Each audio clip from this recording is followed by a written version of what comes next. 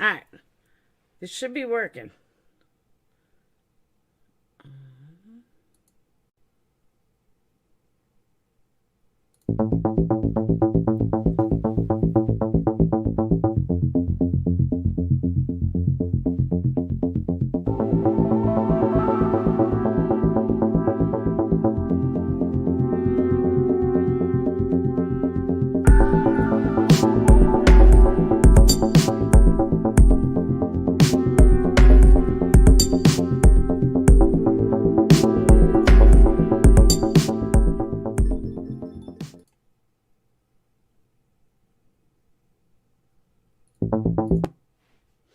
All right.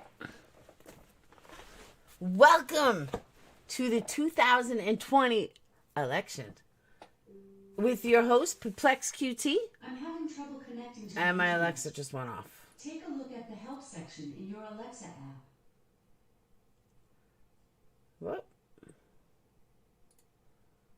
All right. Welcome. CNN News right here. Let me get situated. I'm a little off. All right. Where'd we go? No. Yeah, here we are.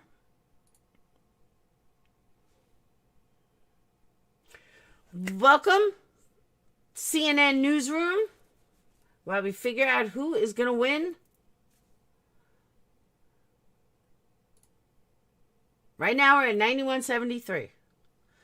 Let me say hello to everyone. What's up, members? What's up, Patreons? What's up, subs? What's up, newbies? We're at 300 away from 10,000. So if you're not subbed up to this channel, you want to hit sub. And let me... Hold on. All right, so we're not talking yet. Let me find you guys so I can read the chat.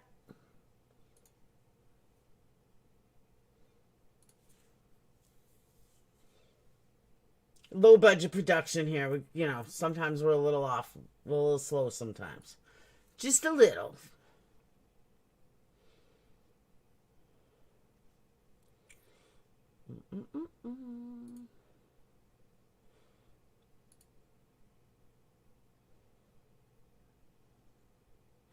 Alright, so all these news stations have like 50 million people in there, and I have 59. What's up with that? Alright, now I can see comments. Alright, let me tell you what I know so far. Trump, this is why I say the whole thing is fixed. And I just don't buy any of it. I really don't. I'm going to tell you why. Hold on. I actually just found this. I don't want to share my screen totally. So, Trump has already won. Okay. Trump has already won certain states, and so has Biden, before polls even close. This is why I say it's a big scam, and this is why I don't vote. It's also why I never get called for jury duty. But, okay, Trump has already won Alabama, Mississippi, Oklahoma, Tennessee. While Biden has already won Connecticut, Delaware, Illinois, Maryland, Massachusetts, New Jersey, and Rhode Island.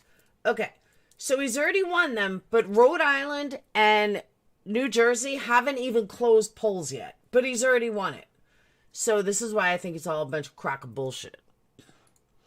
Hence, why I don't vote.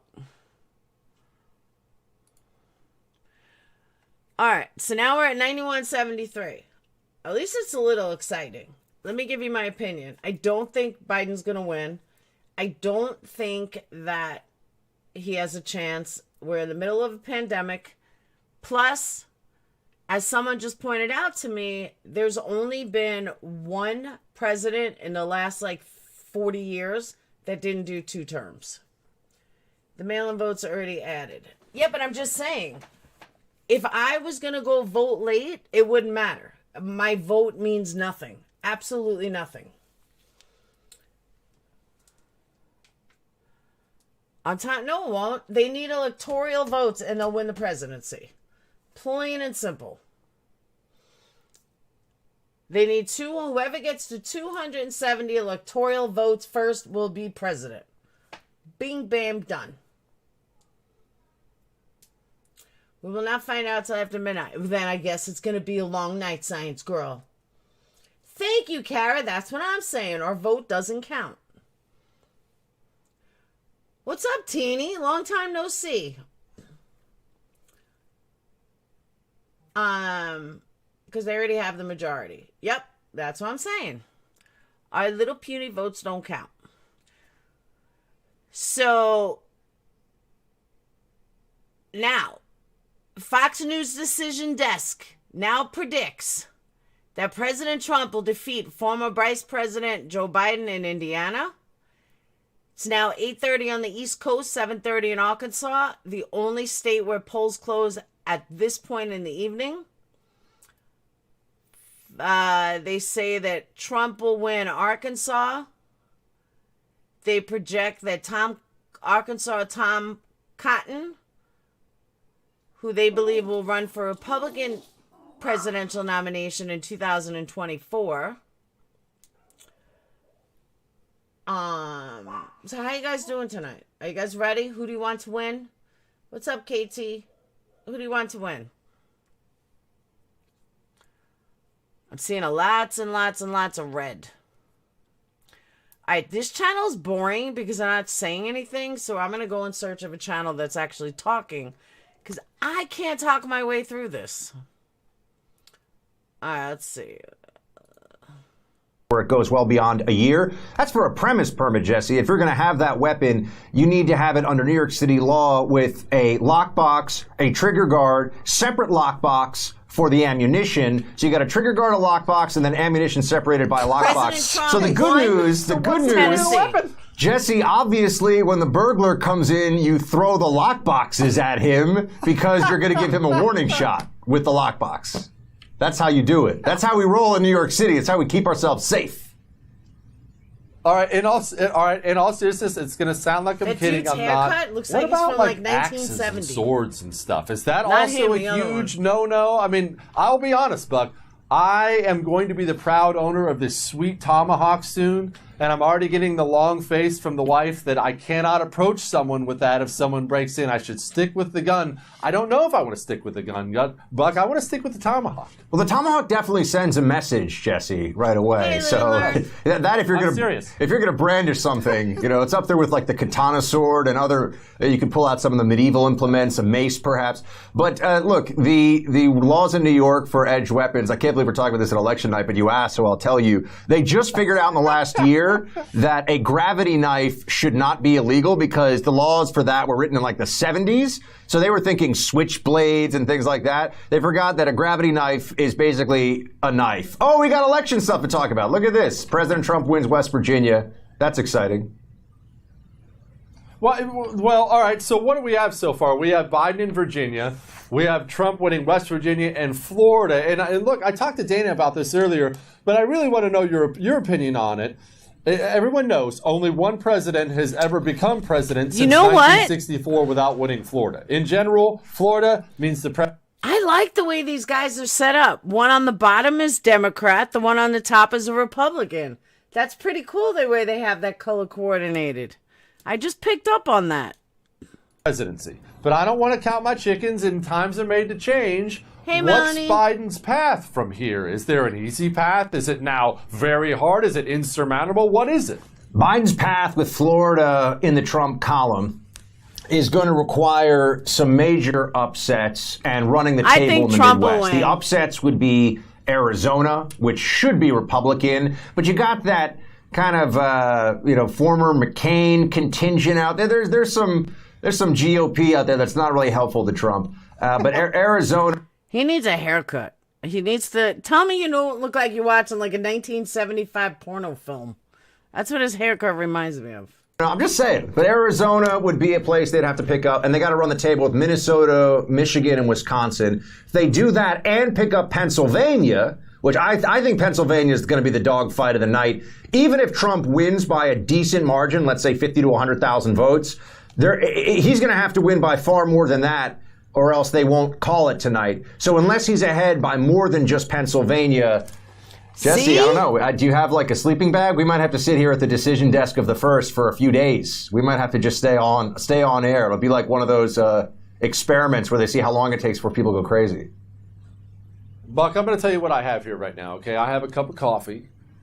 I have a cup of water to go with my cup of coffee, just so nobody thinks it's two different cups. I also have a cup of queso. This is no joke. This is actual queso. I want everyone to see that. I eat chips and queso in the break, and I am just about ready to send my production assistant. But you see the way they have that? That's really cool, though. Something good like Jim Beam or Democrat, something like that in case Trump wins it blue, tonight. red. I'll I like stay that. here That's a good all setup. the rest of my life with coffee, water, queso, and Jim Beam. I'm ready for the long I'm run. pretty sure if you were stranded on a desert island and you just had that amount of queso there, based on the caloric content alone, you could last at least 30 to 60 days. That's all I need. All I need is that and ammo, bub. Oh, by the way, I don't want to nerd out for everybody again, but we have a long night. I can tell stories if we want to tell stories. Do you remember this? We were talking about the axes and swords, and it made me think of something. And I know I'm going to screw parts of this story up. But the part of the story I love was there was a dude out there.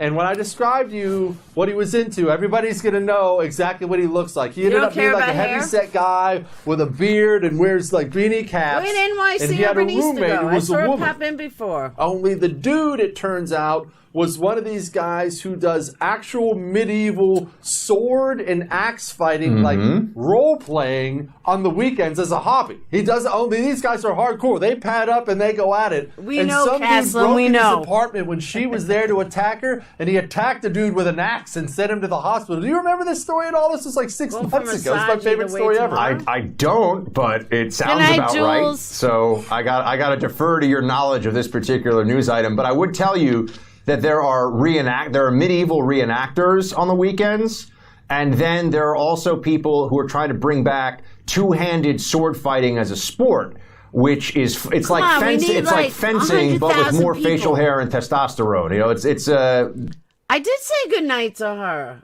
What does she care about the presidential election of the United States?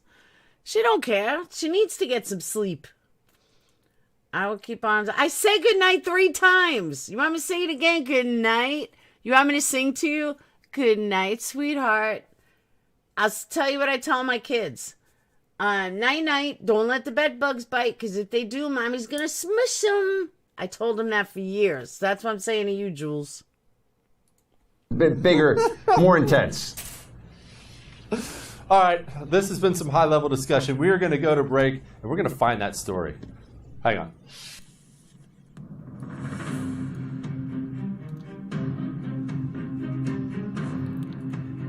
Why didn't you guys tell me it was echoing?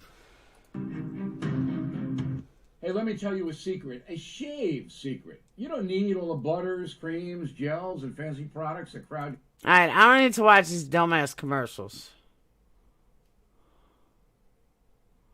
Bill. I don't care about commercials. Good night, Jules. I love you.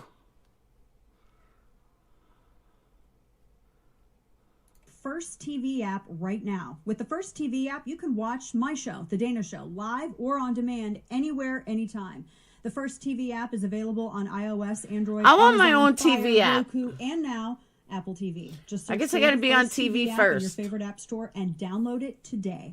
Don't have the First TV app yet? What? All right.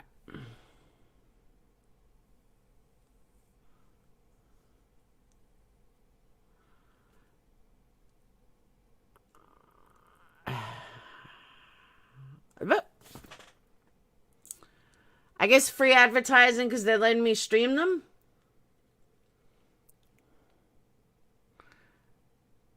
Maybe that's why we do free advertising. So everyone download the First TV app. Stay informed, stay connected. Download the First TV app right now. You should do something great every single day. All right. I don't watch TV. I don't even have TV. I haven't had TV in like 3 years. I think Trump is going to win. Put some Phil Collins on a drink till I black out. All right. Also have banana pudding moonshine. Ooh, that sounds good. Banana pudding moonshine? I like that. I made chicken surprise for dinner. It was a surprise. It came out really good, though. Free speech, big ideas. The first. Buck Sexton. Buck Sexton who needs a haircut. All right. Back to the grind. See where we're at in the polls.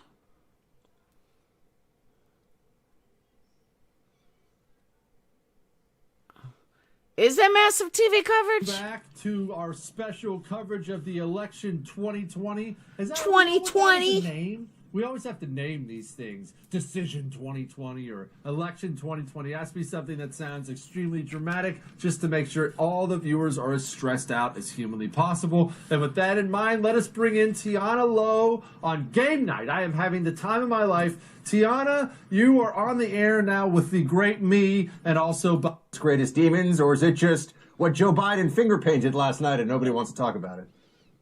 Yeah, I think it's something that he did, with the pudding cup after dinner. With the blanket across his knees, feeding the ducks, indeed. Yes, indeed. Sorry, Jesse was asking you real election questions. But Tina, I got a real election question for you. At this stage of the night, how are we feeling about Florida and Georgia going red-ish? Not yet determined for Georgia, but trending that way. So we knew that the 3 states that we were going to get tonight that were true bellwethers, true nail biters, are going to be Georgia, North Carolina, and Florida.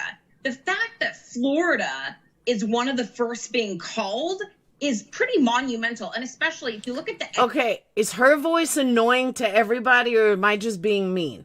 Because her voice is fucking annoying. Exit polling in Georgia, we know it's not just Cuban Americans making it so Biden vastly underperforms Miami-Dade County in comparison to Clinton.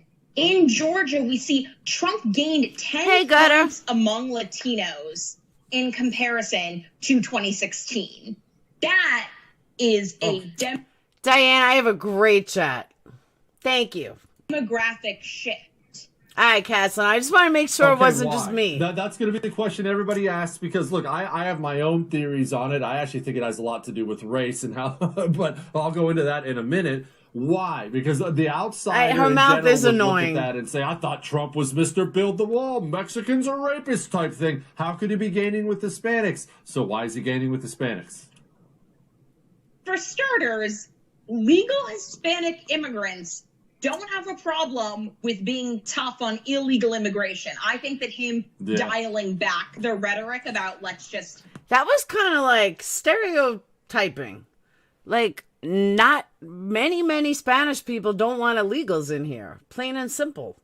The Mexicans are not bringing their best. That was not very helpful. But, Trump was the one trying to say, I want to make a deal where we legalize all of the DACA recipients in exchange for a fairer immigration system that isn't so lottery-based. That was something that Trump wanted to do, and it was Pelosi that pulled the Lucy pulling the football from Charlie Brown. Yeah, she's got big mouth. Time and time again whenever they came to the DACA legalization for the wall deal.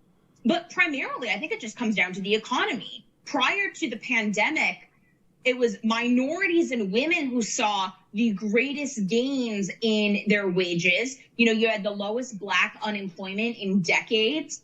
And that was on top of the fact that you saw the lowest unemployment overall in half a century. And ultimately, voters vote with their pocketbooks.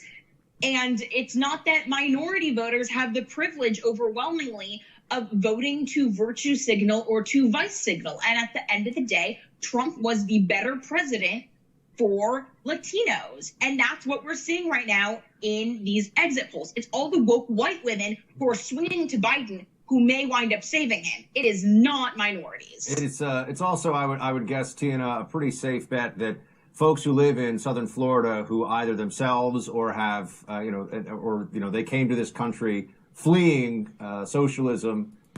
$10 says she takes it up the butt. In Cuba, or they have family members who did. Same thing in Venezuela. All this talk about socialism, despite what AOC says about radicalizing. All right, just for newbies, if you're new here and you're wondering why I said she takes it up the butt, We have this thing whenever we watch news reports of stuff. That's how I joke around. So if you're new to my channel, just understand that it's a positive thing. It's not a bad thing, but we always joke around about people taking it up the butt. So just so you know, don't get offended.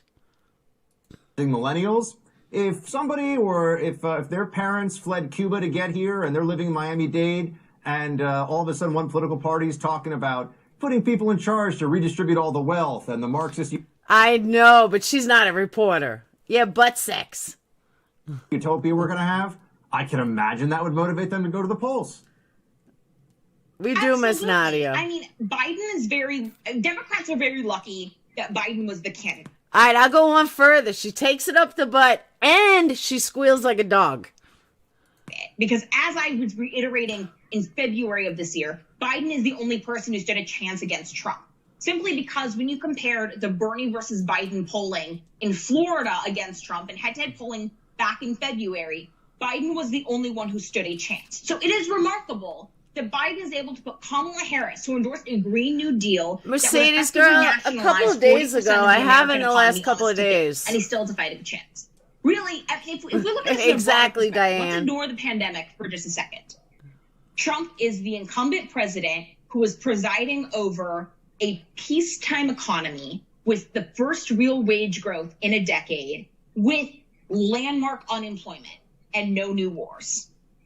That is a massive advantage. She is a very big Trump supporter. The fact that Biden did this well has in large part to do with, yes, media bias, but also a pandemic that highlighted Trump's temperament over his policy successes. Yeah, I would put but it's still... No, go ahead.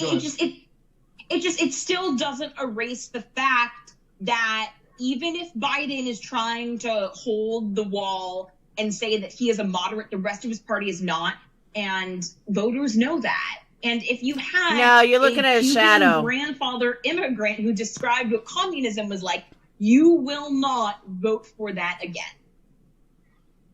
Certainly hope not.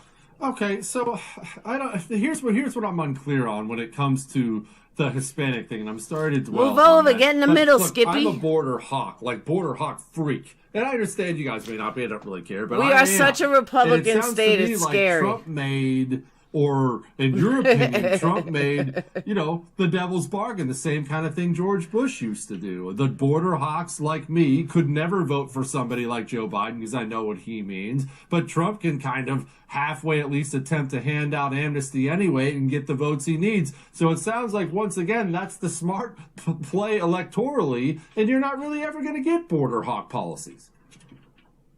Well, one of the issues with the Gang of Eight deal back during the Obama administration, she just moved her picture. The fears about that Republicans like Marco Rubio were selling out, it was that what was the real concession? Could you depend on having a promise of enhanced border security 5 years down the line, whereas a wall presented a physical promise that you can't just uproot out of the ground, right?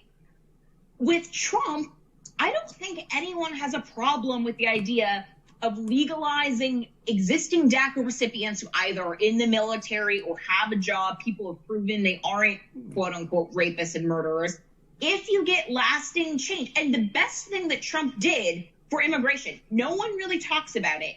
It was changing the rules that we have, not just with the southern border, but with the northern triangle, to ensure that the immigrants from El Salvador, the immigrants from Nicaragua, couldn't just come and claim amnesty status after they were already in Mexico. All right, here's a question. Looking at their faces, what do you think is going through their minds listening to her? When you are a refugee, when you're claiming actual asylum, you do not get to pick and choose which country you claim asylum in. However, Mr. Democrat over there is saying, you know what? She takes it up the butt and she likes it. Mexico never abided by that and said they allow these immigrants from the Northern Triangle to cruise through Mexico and then want to shack up in America. They get to America, they have their first hearing, and then they're let free, catch and release. Trump said no. And if we just maintain that, the wall isn't even what we need. Look at his face. His face is totally screaming sex. Totally. The one over here is trying to sound interested while he's thinking all the things he could do to her. We can legalize all the DACA immigrants and have them, as they already have sort of proven, they exist in the American framework. They have jobs, they pay taxes. The real key is making it so that way you can't just put a foot on American soil, claim refugee status, and go free. Because I'm from California, and I've seen what the You result think, of that Diane? Right, Wendy? Yeah, the result is it's a blue state. So how does that change? I mean, well, I guess we don't need to go off on a huge immigration debate. How does that change with these DACA numbers? I'm okay. Like you said, someone's in the military or something like that. That's fine. But how many people are we talking about here? Because the concern is always demographics. Because even though Trump is doing better with Hispanics, if Trump doesn't have 51%, then if we legalize a whole bunch of them, that in general is not going to look good for the Exactly, future of Republican Bonnie. politics. California proved they're not going to get amnesty and go, well, I guess I'm a Republican now. That didn't work out very well. So the key is making sure that you have the right incentive structure. The Look problem at his and the face, thing that it's Trump was funny. trying to hold the line on was not making it so that way you could say, oh, we'll legalize this round of 3 million. And then in a decade from now, we'll legalize the next round of 3 million, all just in the hopes that the concessions you get are crumbs. So Trump did a good job in ensuring. His face is like, does this bitch ever shut up? Because I could stick my dick in her mouth and maybe she'll finally shut up. That's what his face looks like. That we didn't just hand the bill over to Nancy Pelosi and she got to write what we got in return. Yeah. The key there is to, first of all, the whole Hispanic voter bloc is vastly misunderstood. We're seeing this just tonight, but also if you look at, for instance, the rates of Hispanics that are pro-life. I don't know, Hispanics tend to Diane. be much more Catholic than the average American. They tend to be much more pro-life than the average American. This is something that comes up very frequently. I'm going to speed her up. In 2016. So once again, the prognostications seem to change over time. Are you thinking, Tiana, this is going to be a game changer in, say, any of the states that are going to be decided later on tonight out west? Absolutely. I agree, so Caslin. This election, so long as seemingly safe-ish states like Georgia, North Carolina, those don't get thrown, this election has always come down to 2 states, Pennsylvania and Arizona. Pennsylvania, I'm not sure. But if we are now talking about Latinos saving Trump in Florida, the numbers in Arizona could be quite similar. You know, Let me say, if Texas stays blue, Trump is going to lose. That's a lot of blue. Arizona is a bit more of a dire situation. You have McSally, who's not exactly helping Trump on the ballot. But Latinos are a very sizable voting bloc. And if we're seeing, you know, Trump outperforming himself in 2016 by the double digits in Ohio, Georgia, and Florida, then that spells safety for him in Arizona in comparison to what I think everyone thought this morning. And if he wins Arizona and if he wins Pennsylvania, it's game over. And President Trump is a 2-term president. Tiana, hello, everybody. We will be back with more election coverage 2020. We have Bill O'Reilly coming up next. Hang on. All right. Go get a drink, have a drink. I don't think Texas is really blue. I really don't. There's no way. Let me take a look. Hold on. Let's go to AP.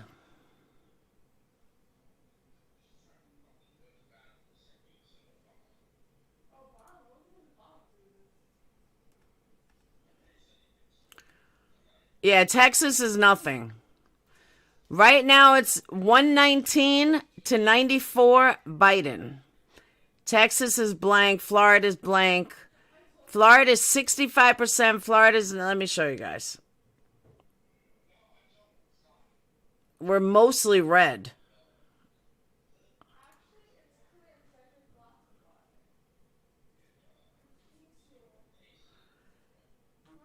$325 remaining, 270 to win, 119 to 94. Well, that don't make sense. How is he at 56? He's only at 48%, but he's got more votes.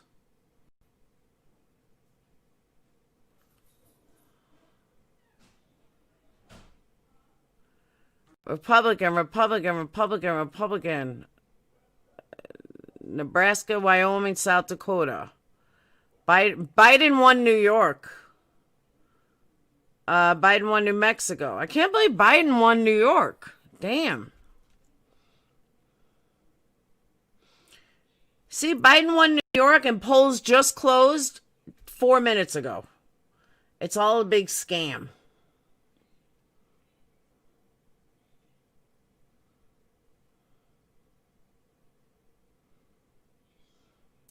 Trump wins Indiana.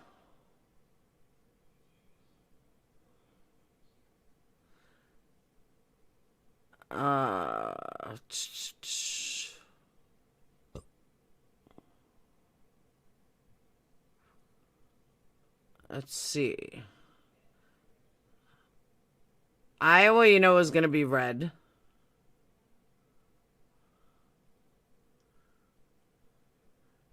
My state is blue and state. I can't believe New York. Yeah, that's true, I guess. New York is always blue. Yeah, but Trump is from New York.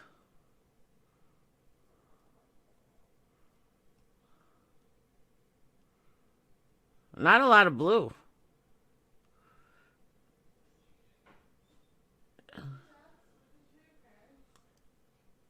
No, you're right, November rain. Alright, let's see.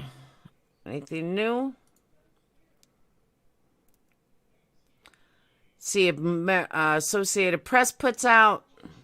Keep you guys up to date.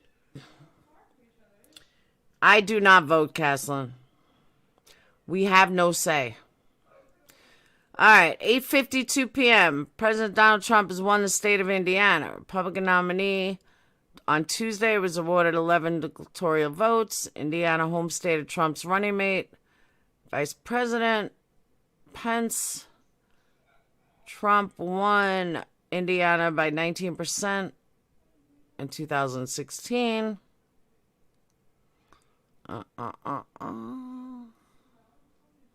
That's it. It's the latest news. Are we?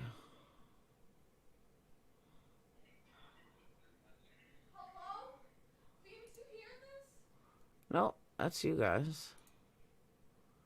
That's you guys again.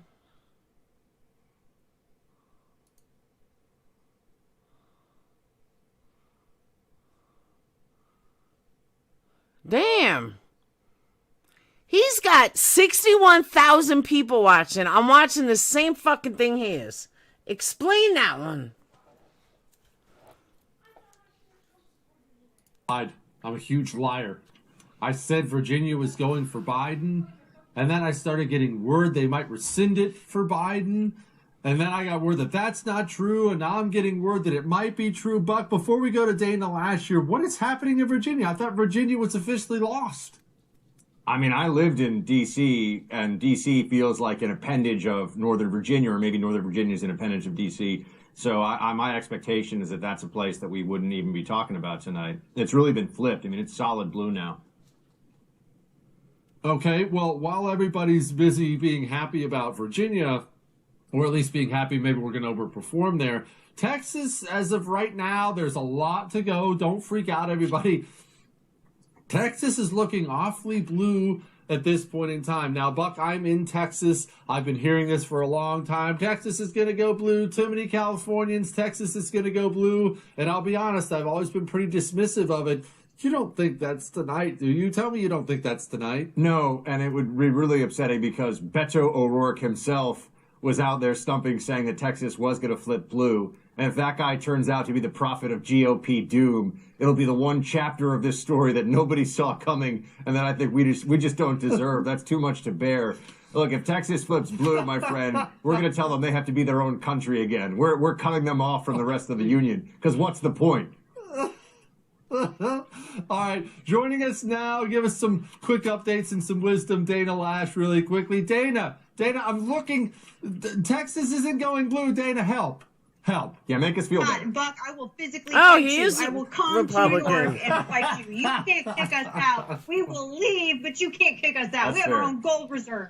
I mean, for crying out loud, we have the Rangers, the actual Texas Rangers. Anyway, no, Texas is not going to go red. It's not going to go red. I know that we have a lot of Californians that are moving in, but they have not fully succeeded and achieved the same blueprint that they were able to do in Colorado after 63 years of Republican administration. They flipped it in 2 election cycles. That's not going to happen in Texas. However, that doesn't mean people should be apathetic. The biggest thing that affects Republicans in Texas is Republicans in Texas. The biggest obstacle for Republicans in Texas is Republicans in Texas not going to vote. Texas always has low turnout, record low turnout for the nation. It was like that in 2016 and the elections before that. Now, turnout has been incredibly high as it relates to early voting, Jesse, and I was one of those early voters, and even with some absentee voting. And today it was still pretty high. Wendy, I was thinking the same thing. I think some conservatives that we know of who didn't vote, and I think they should be publicly flogged. That being said,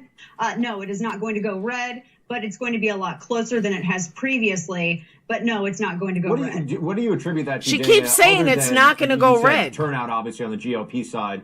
But you mentioned the dynamic. I know from, I've got a brother who lives in Austin now, and he says that Austin has become well, he says the food's really good, but he says that Austin has become effectively a colony of LA. The food's great in jail. Prisoners say that. The foods can be good in jail, but yeah, no, I'm sorry, Buck. Finish your question. No, the question was just what else is turning Texas blue? What are the factors that we're seeing that is making it even Dana, for a New Yorker? I mean, I stood in line today and voted in New York, which we all know is a giant waste of time for a Republican, but I do it anyway. When we start hearing that Texas is even threatened, then we really start wondering about buying some land in, I don't know, Newfoundland or Costa Rica or you name it. No, and that's funny. God saw that you voted, Buck. He saw. I don't know why conservatives always think that maybe we should just go elsewhere. You stay and you dig your heels in and you register voters and you go door to door and you phone bank. I have a friend who's pulled like 1 trillion hours doing just this, and she's halfway out of her mind this evening, but she's still staying up to watch all of the. She does not take it up the butt. Definitely not. Election results come in. No, you stay and you put in the effort. Now, as it relates to why this is happening in Texas, it's for the same reason that you saw it happen in Colorado. You do have a significant number of people coming from blue states to the state of Texas and the Republic of Texas, excuse me. And this is true when you talk to real estate agents. They will even tell you that a lot of the new construction in Texas, they're trying to make it California modern. There are entire neighborhoods that have cropped up in our town that I live in, which are new construction California modern. And that's to please the California buyer. That is the thing that actually Texas real estate caters to. But still, registered Republicans outnumber Democrats that are moving into Texas. The problem is Republicans get apathetic. The problem is lower turnout. Even if you have record high turnout, there are still more Republicans that could still go out and vote. But then the other big thing is the way that campaigns are organized and spend money. I just look at a couple of races here in Texas. When I look at Chip Roy, he's down in Hill Country. When I look at Beth Van Dyne, the former mayor of Irving, you might remember the Clock Boy story. She was the mayor who stood by the Irving police when everyone was protesting because of You're right, Diane. And they were being outspent 6 ways to Sunday. And a lot of it, the majority of it was outstate money that was coming in that would fund all of their ad buys. They were all over YouTube, all over Facebook, radio airwaves, television. And Republicans do not put that kind of financing, nor do they create that kind of apparatus to fund the candidates the way Democrats do. I did not notice those shoulder pads until you said it. Now they're like screaming at me. They're just totally screaming at me.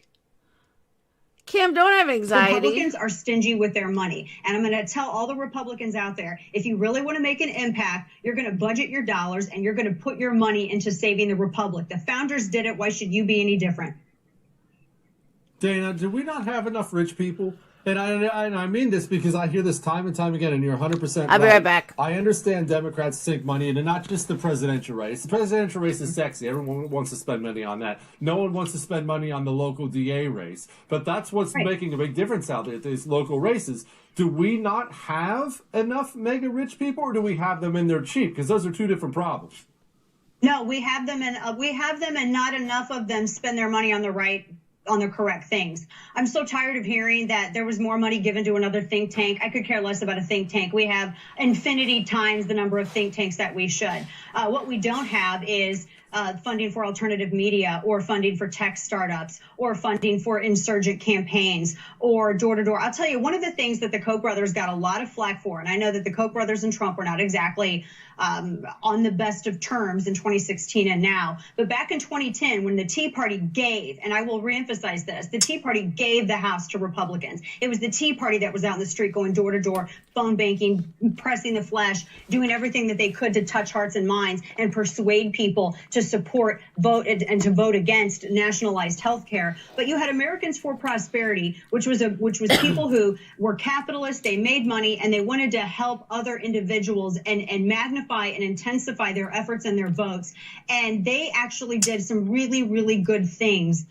Not even, and it wasn't even to the extent that you see some of the Soros and the ties in that foundation and the Act Blue and all of these other Democrat organizations and PACs that pop up. But I will say that for some reason, and I understand that Republicans are smarter with their money than Democrats are, and Democrats seem to think that it's incredibly easy to ask people for their money and all of that. But Republicans need to start spending their money in smarter places when it comes to campaigns and elections, and when it comes to the cultural battle. As we've always said, and as a dear friend of mine has said before, politics is downstream from culture. And so by the time it blows up in culture, it's only a matter of time before it becomes something policy-wise or introduced legislatively. And so people need to think about this when they're spending their dollars. I mean, for crying out loud, Jesse and Buck, you guys, we've all been talking about big tech, and we've been talking about Twitter and Facebook and the suppression and the in-kind contribution that their actions are essentially contributing to Democrat campaigns like Joe Biden's. But we don't spend enough time talking about, well, let's look at some alternatives, or what is the next phase of this, and how can we make that to where it's fairer and maybe not entirely one side funded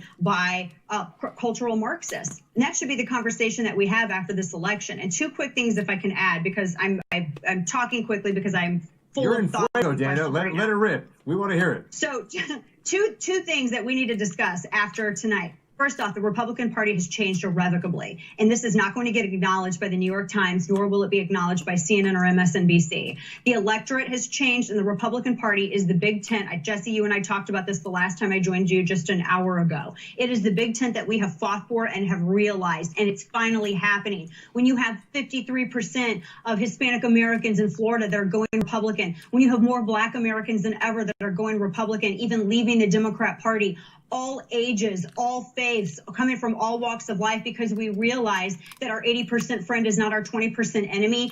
Republicans need to work that to their advantage. No matter what happens tonight, we need to capitalize on that. That's first and foremost. And the second thing is, I hope that the polling industry goes out of business, and I hope all of those grifters lose their jobs. Jesse, I don't know about you. Dana made me feel better.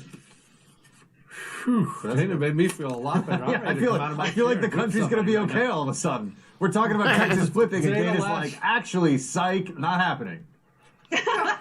Dana Lash, everybody. Thanks, Dana. Thank you so much, Dana. Appreciate you. We'll talk to you again soon. We are now going to the great Bill O'Reilly. Bill, please slap us around here and get us recentered. Are we winning? Are we losing? I saw Trump win Florida, and I automatically thought, oh, okay, well, we won it. It's over. Now I'm looking at a map that has Texas blue, and I'm freaking out. What's happening, Bill? Well, Biden's outperforming Hillary Clinton. That's the headline at 9:20. Well, he got old. There's no doubt about that. The Republicans are having a hard time in North Carolina, Ohio.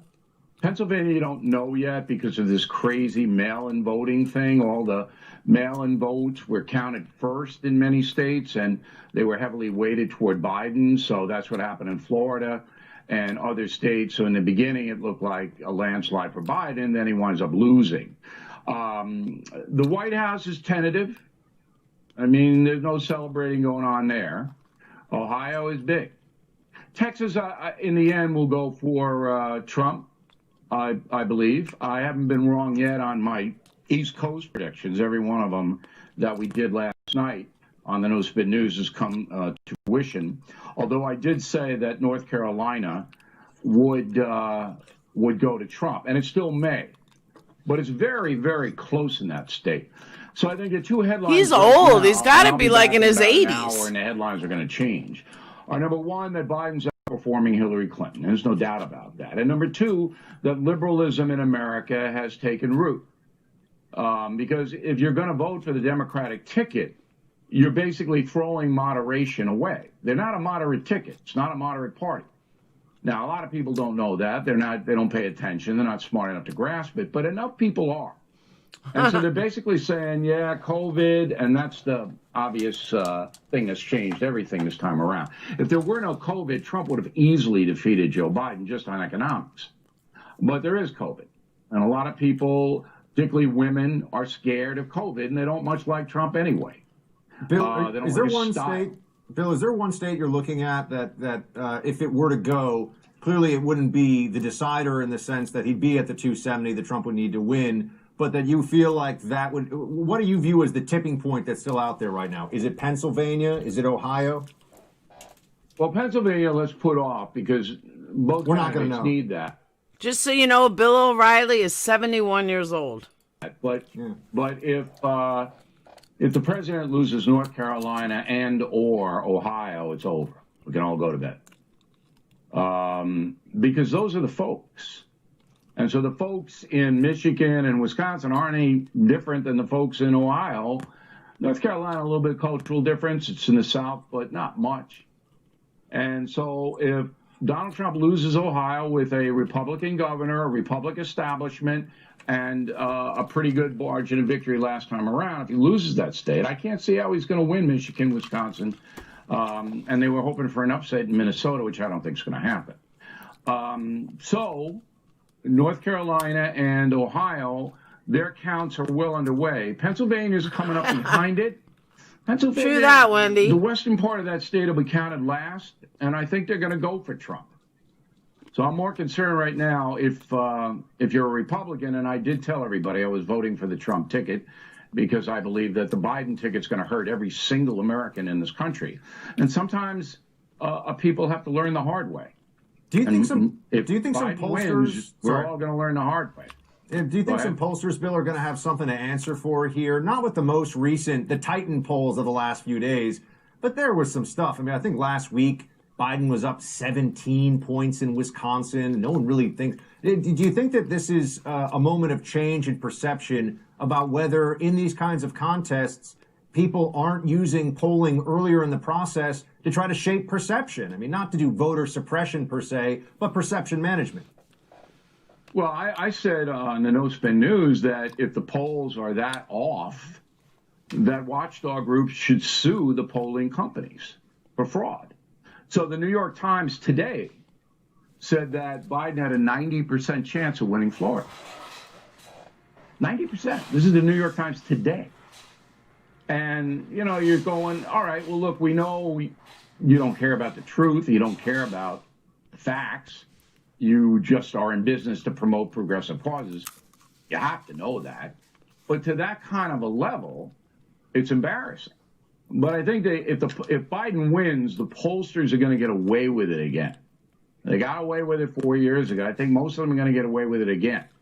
And unfortunate, because I don't think most of them are honest. I think they take the money from the corporate masters. The universities do their polling to basically please the deans and the people in charge. And they're not telling you the truth. See? Bill, what is North Carolina?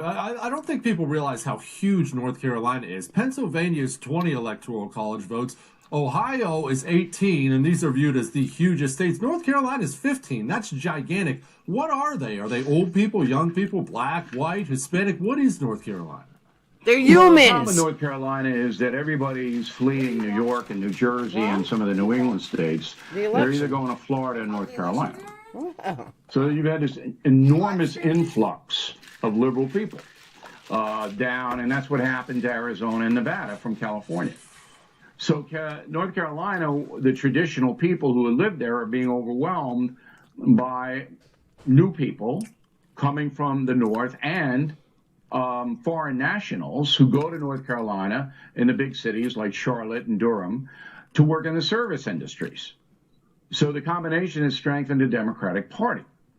They control the state government there, Democrats. And I was hoping that Tillis would win the Senate seat there. He still might. It's close. But North Carolina is not what it used to be as far as the demographics are concerned. But the message in North Carolina is these are working people. And they're buying into the fact that the new Democratic administration isn't going to tax them up to here. I just don't understand that. Because you got to know what's coming. Your wallet's going to be a lot lighter if Biden wins tonight. Now, Bill, I know this is kind of a secondary... Sorry, but Jesse, go ahead. No, go ahead. Someone better give us stimulus I checks. apologize that for him because it is about enough to make me want to strangle somebody. I mean, we're seeing it happen here in Texas. We see it happen over and over again of people leaving their state where Democrats have turned it into a hellhole and still voting for Democrats. Is this just that people don't take personal accountability ever thing? How do you leave? How do you flee California and go to Texas and think, oh, I'm going to vote for a Democrat again? Are you a moron? I don't understand that way of thinking at all. Damn, these Well, guys are adultery rough. and ideology are very deeply ingrained in people. That's number one. And number two, people don't want to admit they made a mistake. All right, so they don't want to admit, well, you know, my whole life I've been left, and left screwed up L.A., San Francisco, and the entire state of California, so I'm getting the hell out of here, go to Texas where I can make a lot more money. But I'm still a liberal. I still want the underdog to get, you know, all the advantages, and that's what liberalism basically is, to elevate people who don't have as much as most Americans have. That's what liberalism is, getting the underdog a leg up, all right? So it's not a matter of thinking rationally. It's all emotion. That's what this election's all about. That's why I brought COVID in. So people are going, well, I don't really like Trump's style. He tweets, he's crude, you know, and then COVID, he didn't do anything about it. And I'm going, well, look what's going on in Europe. Could anybody do anything about COVID? And the answer is no. But that's rational, right? And what you see is many, many people, perhaps most in America, voting on emotion. Both ways. Bill is a diehard Republican. Bill, I've seen a couple of stories that are playing out tonight, and I know this is a bit secondary because we're still waiting to see some of these big states, how they shake out, and also, obviously, who's going to win, control the Senate as well as the presidency. But money in politics. There's just two stories that jumped out early at me. I wanted your take on it. We always hear from the left about how money controls things. There's dark money in politics, outside money because of Citizens United. They always, and then they throw tremendous amounts of money at things, like, for example, trying to beat Mitch McConnell, or as Jesse likes to call him, Cocaine Mitch, in Kentucky. I think they spent $75 million in that Senate race, and Mitch McConnell still won. Mike Bloomberg, just because he felt like it, it's a rounding error for him, I guess, spending $100 million in Florida, looks like Trump has got that one in the bag. Are we ever going to stop hearing about how somehow Republicans have secret money piles that win them elections and how that's all that matters? Or is this just a talking point that won't die? Well, Lindsey Graham's going to win in South Carolina. So the money stuff is, you know, it's important to get people recognition. If you have a lot of money, then people can find out who you are quicker. But I don't think that's the big story in this election tonight. I think the corrupt media does so much damage to the conservative movement in America by just lying about it. And I feel bad for Donald Trump. I mean, I wrote a history book on him, and I've known him for more than 30 years. And what he went through with them ginning up this Russian collusion bull and the impeachment thing was just disgraceful. I feel bad for the man, but I didn't think that he reacted in a way that helped him many times. That he was involved with petty feuds. He got too over the top. And women are going to be the ones that defeat Trump. If he loses tonight, he'll win the man vote, the male vote. But I know he's going to lose the women vote, but I don't know by how much. But that will tell the tale. And when I speak to the president, I always say, look, if you show a little vulnerability and you soften it up a little, that's going to help you. I know you're a warrior and you have to be. I understand that. But just once in a while. And he didn't do it. Bill, they tell me the same thing. I mean, I feel like Donald Trump he's at the point. Well, he's in his 70s. He's a billionaire. He's president of the United States of America. I mean, when you reach that level of success, maybe you don't even listen to Bill O'Reilly when he tells you to do something. Maybe you think, I'm fine. He obviously doesn't. He obviously doesn't. I gave him the best line, and I would do this for any president, by the way. I interviewed 7 of them, and when a president calls me up and asks me a question, I answer it. So before the first debate, and I'm saying this for the first time publicly on the 1st. He called me up. We were discussing the debate. And I said, I'm going to give you a line. Write it down. If you use it, it's going to be a big thing. And the line was this. He turns to the former vice president on the stage and says, if you were a professional athlete, would you kneel during the national anthem? That was it. Now, Biden would not know how to answer that question. Okay? He'd have a committee. He'd hold a committee, Bill. It's a simple question, and that would have dominated. That question would have dominated that debate. Would have taken all the sting away from him, from Trump. He'd hold a committee of experts to bring in to look at the constitutionality of kneeling. That's a good question. Supreme Court. He'd avoid the answer in the silliest possible way. You're absolutely right. He wouldn't be able to give that answer, which is also why he wouldn't give an answer, a real answer on the Supreme Court. I don't know why he wouldn't take. By the way, this is much simpler than the Supreme Court. Yeah, and everybody in the world would be leaning in to say, and if he says yes, I would kneel, all traditional vote goes. If he says no, I would not, then his far left base cracks. Well, it seems pretty clear early on here, Bill, that the black vote for, specifically the black vote for Joe Biden, is a huge force. I mean, Jesse was talking about North Carolina before. I mean, that's a state where the black vote carries a tremendous amount of weight. And if it goes to Biden, and it looks very tight right now, obviously, it's less than 1 percentage point difference between the two. There's no question you're going to see black vote and black turnout in North Carolina specifically as a difference maker there. Well, listen, Donald Trump did a good job for minority people in the United States economically. There's no doubt he did. And if the African-American community, you know, I don't know. I can't tell you why they vote. I know the propaganda and the peer pressure is enormous in African-American communities, enormous. So if you're a black person and you say, I'm going to vote for Trump, you're going to get heat. You're going to get heat. All right? I don't know how much that enters into it. We'll see the final demographics tomorrow. But you're right. North Carolina is a sizable African-American population. And if they had gone for Trump to the tune of 15%, he wouldn't be struggling in that state right now. Yeah. Bill O'Reilly, everybody. He will be back to join us again in about an hour. Thank you, Bill. Appreciate you very much. Thanks, Bill. I want to get Bill O'Reilly. We're taking a break. Be right back.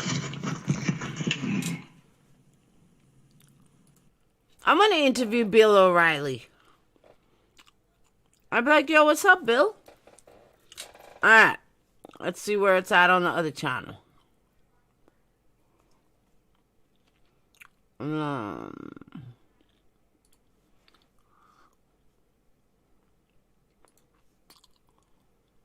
right.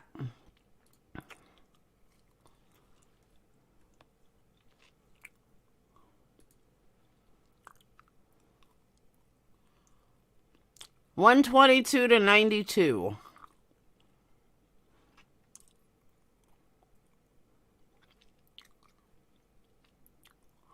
Still see a lot more red.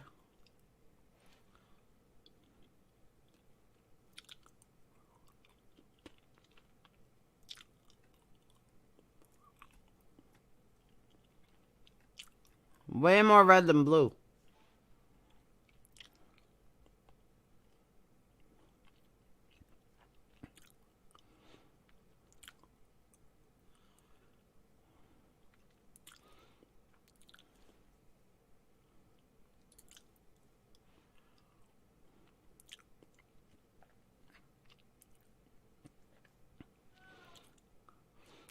Damn, ND with North Dakota was close. Nebraska was really close. Wyoming at 0%, yet there's 3 electoral votes. Explain that one. All right, explain this. Wyoming has no votes reported, but 3 electoral votes. Yeah, this isn't rigged.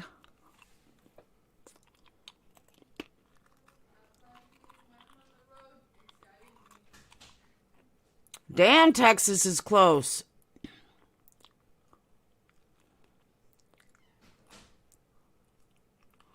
Trump's leading in all the states. Except North Carolina. All the main states, Trump's winning. Texas is really close, though.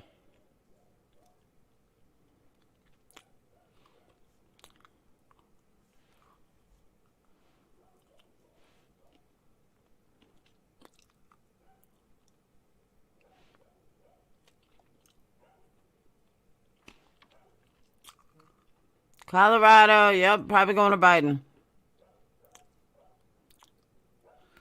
But Wyoming isn't even, how is that even possible?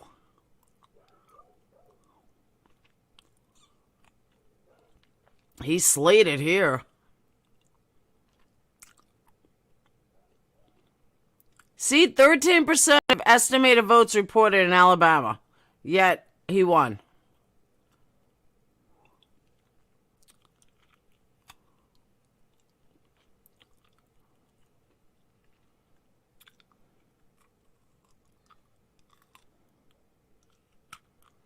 It's all fixed. It's all a big scam.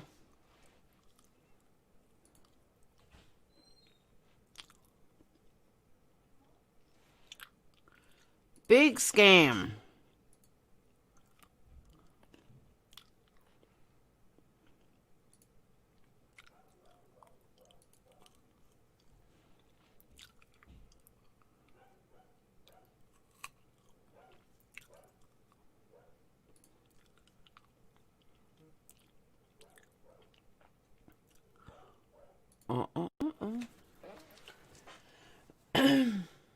Hey, has anybody watched that Chris Watts thing that... What's up, Brady? Has anyone watched a Chris Watts thing that Law and Crime Network put together? It's actually really good. I was watching it before. I was actually surprised how good it was. If you haven't watched it, you should. It's really good. I mean, not that it's anything new, but just the way they put it together and the people they interview, it's interesting.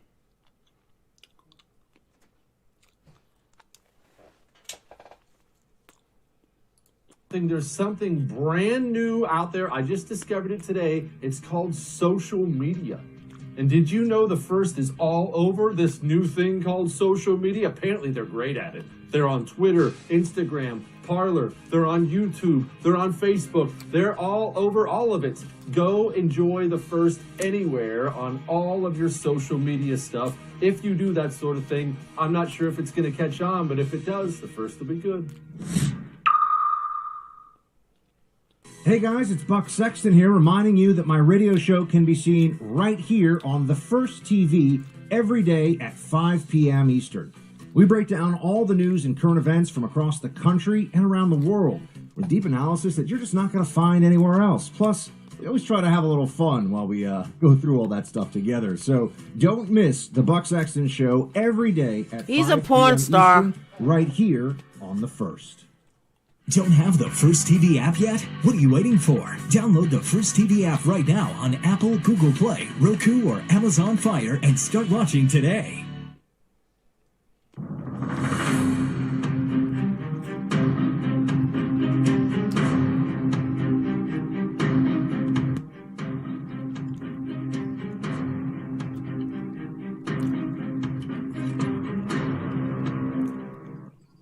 Well, Buck, I'll be honest with you. Going into the night, obviously, you and I talked. I was excited. I was feeling strong for Trump. But I was feeling like, what if we're not going to get results? What if this whole thing's going to be a huge loser for us? We now have Virginia way too close to call. We have North Carolina very close. We have Texas very close. We have Ohio very close. I mean, man, if all those states break one direction, Biden, or one direction, Trump, it's over. Yeah, that's all she wrote. I've been really thinking that Pennsylvania would be the nail biter all along, and that still could be the case. And in fact, I'm not sure that we're even going to know. You know, somebody might win the presidency tonight, but we still might not know how Pennsylvania shakes out for a few days. But yeah, I mean, Texas and Virginia. Let me guess. Oh, Deborah, I forgot his name. I think I know who you're talking about. Give me his name though, because I forgot. He was all over fucking the accused group. He's a troll. He's sued like everybody. Guy's a total loser. Texas and Virginia at this stage, with as much as they've already had called in or tabulated in terms of voting. No, look, this is why it's so fun to make predictions at our business, Jesse, because everyone's so catastrophically wrong all the time that, you know, why not? You're like the guy standing up in the bar who's throwing a dart at the board, eyes closed, 50 feet away. You hit a bullseye, you're a hero. You hit some guy in the shoulder on the way into the bathroom, those are the breaks. Well, I mean, people want, I'm sure, please tell me if I'm wrong, but I'm sure it's happened to you too, over the past, especially the past 2 or 3 days. Man, I'm surprised I haven't been cut off from my cell service. I have had more text messages and phone calls from family and friends. What's going to happen? Can you tell me what's going to happen? Is he going to win? Can you please tell me what's going to happen? I feel like people get so worked. Okay, so this dude has his own merch as his phone. He has his own picture. We need to hook him up with MGL. Who has their own photograph as their phone case? Up going into the election that they just want somebody who they view as an expert, which everybody knows I am. Well, I think they just want someone to tell them everything's going to be okay. And have you been getting these? Oh, yes, everyone. I'm getting it from people. I have friends who work in state politics in North Carolina and in Florida who are sending me text messages like, how do you think it's going to shake out? I'm saying, you're the one who's there on the ground, man. You're the one who's raising money and knocking on doors. What do you mean? You think the buck crystal ball is going to bail you out, son? You gotta get back to work out there, buddy. Got to keep knocking on doors. So, look, man, this is a night that already it looks like it's having some big twists and turns. But I'm with you, by the way. Happy Warrior, man. This is what we wanted. We wanted a mass. Pugs, who are you talking about? Daniel, Chad, and Corey. Crazy election night. 160 million votes cast. People being wrong, and then wrong again on what they thought was going to happen. And, you know, when the dust settles and the Biden voters finally calm themselves, hopefully they want to burn down half of a major city. I think that's what we're looking at. Buck, I had someone say something to me on the radio the other day. I forget who it was. Might have been a caller. I brought up that, you know, hey, we really don't, I mean, if you have to talk about a negative part of Trump winning, in my opinion, there would be 2 negative parts to it. One, I think it would give people on the right a sense of complacency to how far behind in this culture war we are. And 2, I mean, I really don't want to see a bunch of people's businesses getting burned. You know someone's going to die and all that carnage. I don't want to see that. I don't like Americans hurting other Americans.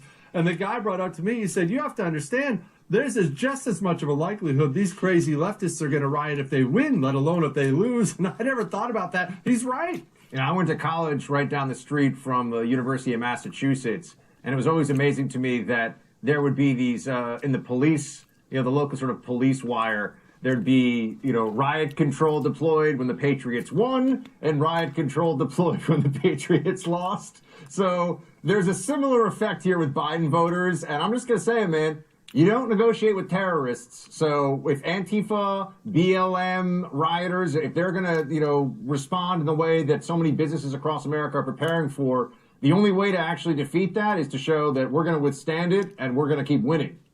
We're not tired of winning yet, Jesse.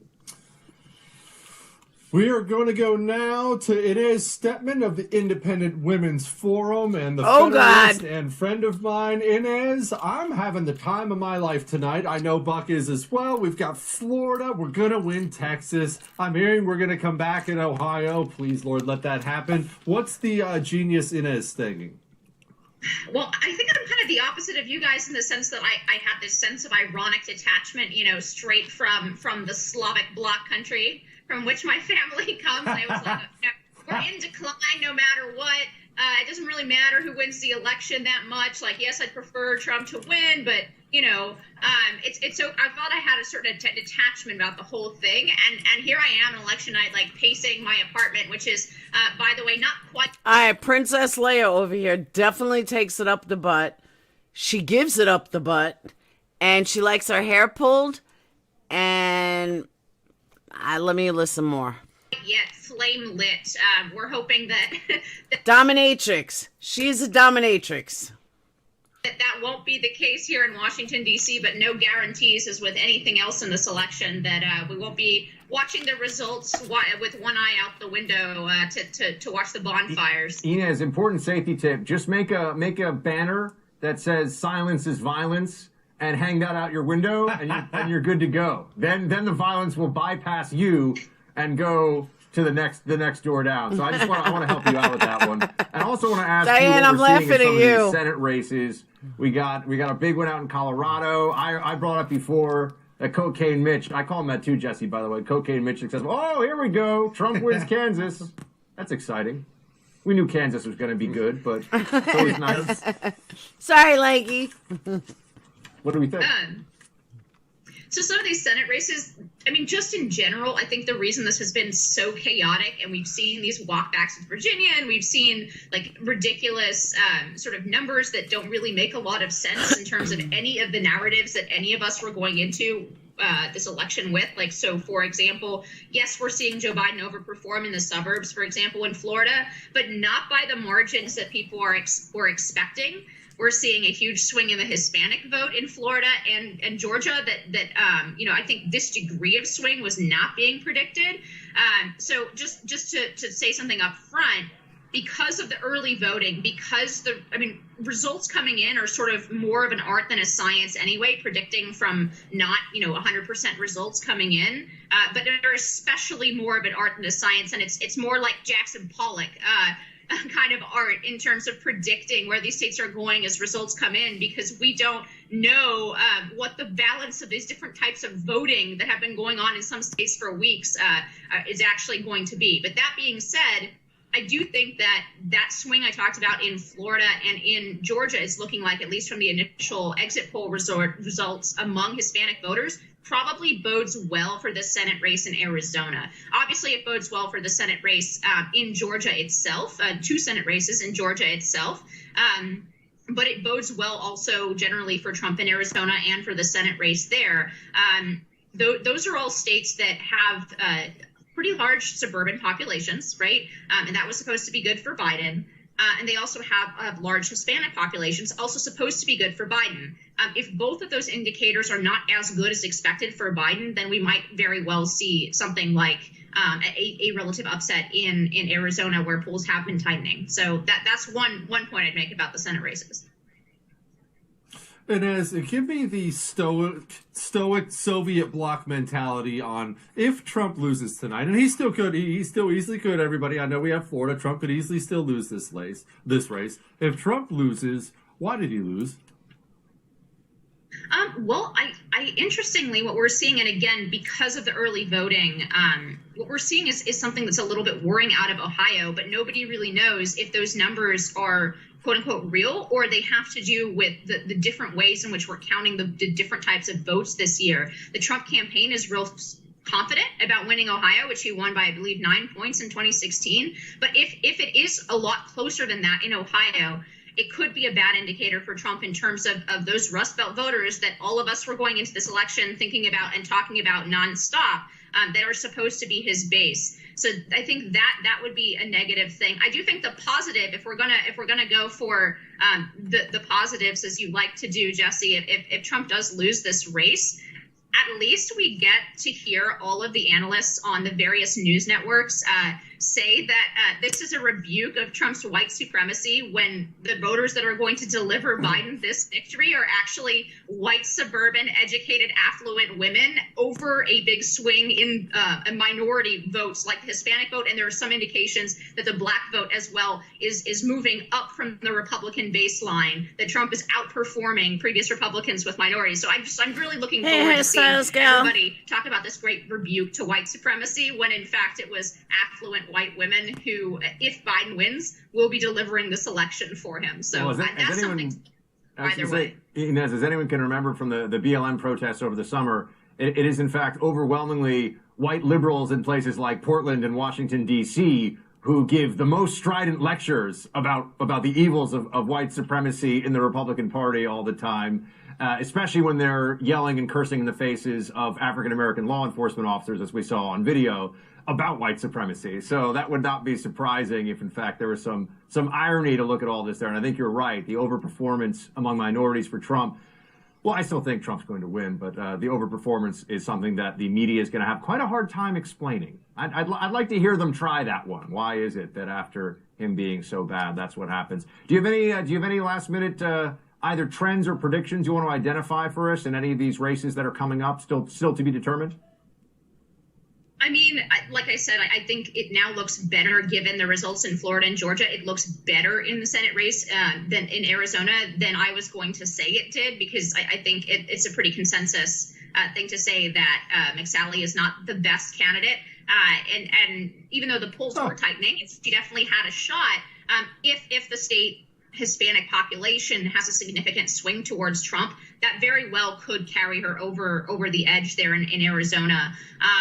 And that would deny the Democrats a pickup there, which is really important. Same thing in Georgia. If the trends are good in Georgia, which they're looking like they are right now, that's 2 Senate seats that might be saved by those. I'd like to say one more thing so Cunningham in North Carolina is underperforming Biden by a little bit, which in a state like North Carolina is pretty important because it's likely going to be a close margin.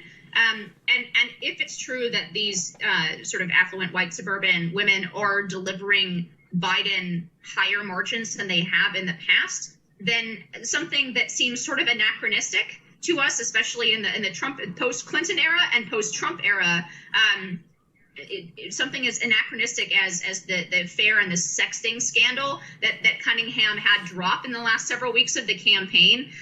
If those voters are coming out, those suburban women are coming out on quote unquote character issues, that they just can't stand Trump's personality, then we might see Cunningham continue to a little bit underperform if those same voters might be splitting their tickets or refusing to vote for him on that ground. So right now it's looking pretty decent for Republicans in the Senate race, but we got a really long night ahead of us. And I think the big question overall with this election is that there are some really good trends for Trump right now, but what is worrying is that Rust Belt trend that all of us were sort of counting on right now isn't showing up necessarily, or is it showing up in a more muted way in the data. Again, early voting, it's more of a sort of mess predicting these things even than it normally is. But if that trend continues, then there's going to have to be a rethink in the Republican Party, I think, because a lot of us were sort of counting on this populist realignment in the Rust Belt. And if that doesn't happen, we got to either rethink the Trumpism formula, or alternatively, we maybe need to think about the fact that the Trump presidency actually delivered a very conventional Republican, in terms of actual policy, right? A very conventional Republican set of policies, even though Trump's rhetoric and the way he talks about the issues is quite different and very different from Republicans in the past. The actual delivery and policy deliveries have been quite conventional. So I could see both sides arguing that in the post-Trump Republican Party, right? Either we need more Trump or we need less Trump because that Rust Belt trend didn't actually deliver. But again, we don't know if it will or not. And as you brought up Arizona and a candidate like McSally, and I mean, you said she might not be the best candidate. That is probably the all-time understatement I've ever heard. She has the personality of a honey badger that just stubbed its toe. But does a bad Senate candidate in Arizona bring down the presidential ticket, or does the presidential ticket bring her up? Who pulls who where? I don't think there's a strong argument to be made that McSally is going to pull down Trump. I don't think that's a realistic proposition. Trump is going to determine, I think, the direction of the voting in Arizona. And if Princess McSally is Leia over the finish line, it's because she's pulled over that finish line by Trump. And similarly with a lot of these Republican candidates, and again, it's going to spark a lot of discussion, right? Which ones were sort of distancing themselves from Trump, which ones were embracing Trump. One of the races that's still like completely a toss-up and we have no idea what's going on is Maine. Susan Collins in Maine. She's obviously one of the two most moderate Republicans in the Senate, and she has hung on there for a long time by essentially delivering exactly the moderate voice that the electorate in Maine wanted from her. Now, I think there are a lot of nationalized polarizing trends, and it'll be interesting to see whether or not she can actually continue to deliver that moderate brand in a time when, you know, it seems like there's almost no ideological overlap between Republicans and Democrats, and we agree on so little. I mean, that'll be one thing to watch, I think, in the Senate races. Hard to find common ground with socialist, Inez, so it's the way it's going to be. Hey, hybrid. Inez Stepman, Buck Sexton. We will be back in just a few minutes. Thank you, Inez. I can tell you I'm not lasting much longer. I am tired. No, I'm not doing anything. I'm sitting there watching it. I was getting tired earlier. Hybrid, was it you that told me about that candle guy? When you said, watch that candle guy, was that you? I think it was you.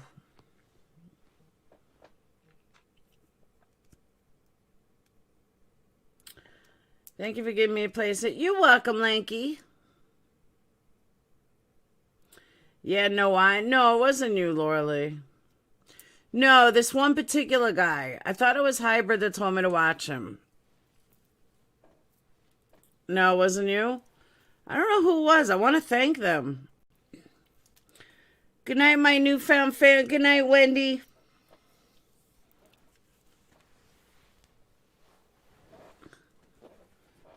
That's rude, Christy. Who's Christy? What'd Christy say? She's always rude. Christy, be nice. I can't even see Christy.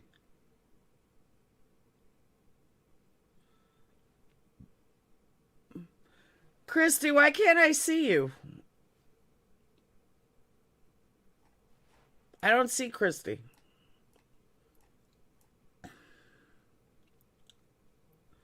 How come I can't see her? She's a crackhead? I don't see Christy at all.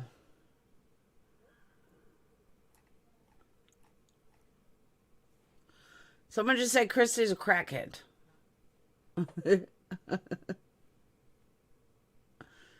No, seriously, I don't see her. Christy, did you block me? Buck Sexton. Did you see what FOD said? Duskinen? No. 4 years ago, I dozed off and woke up to Trump being president.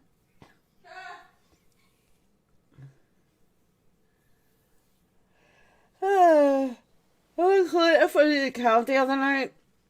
Well, I mean, in all fairness, FOD clones everybody's account. So it doesn't surprise me. She said, FOD is disgusting. I gotta go. She must have blocked you. No, it's probably not her. Christy would. That's not Christy. Christy wouldn't do that. And whoever it is, I have blocked. Which speaks volumes.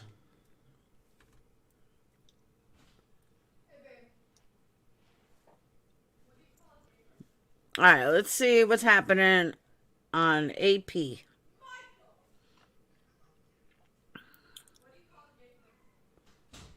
I don't think it was FOD. Nah, not at all. FOD don't mess with our Laura. No, she really doesn't. Clones be surfing? Alright, let's see what we got so far. AP News. Ooh, Biden's at 131. Trump is at 92.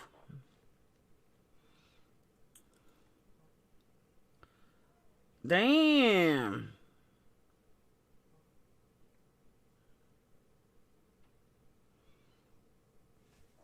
Damn.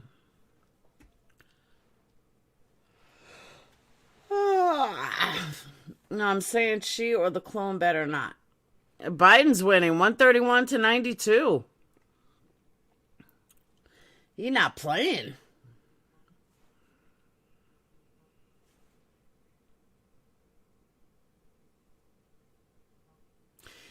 See, but Trump has 50% of the votes where Biden only has 48%.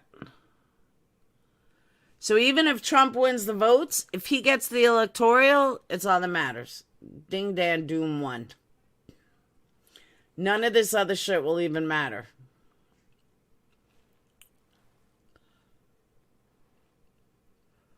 Ah.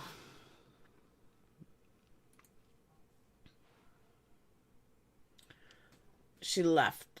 But no, but I'm saying that whoever it was has me blocked. So it's definitely not FOD or Christie. If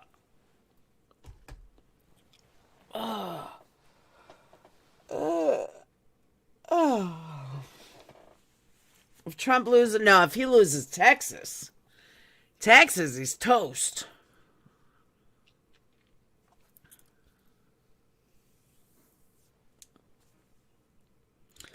All right, we're back in business. Buck Sexton, it is not my job to be a journalist or have now 64.8% likely to win the presidency. It looks like he's likely going to win North Carolina. Ohio has shifted. Early numbers are coming in out of Wisconsin and Michigan. Uh-oh, Buck, this is not good for Democrats.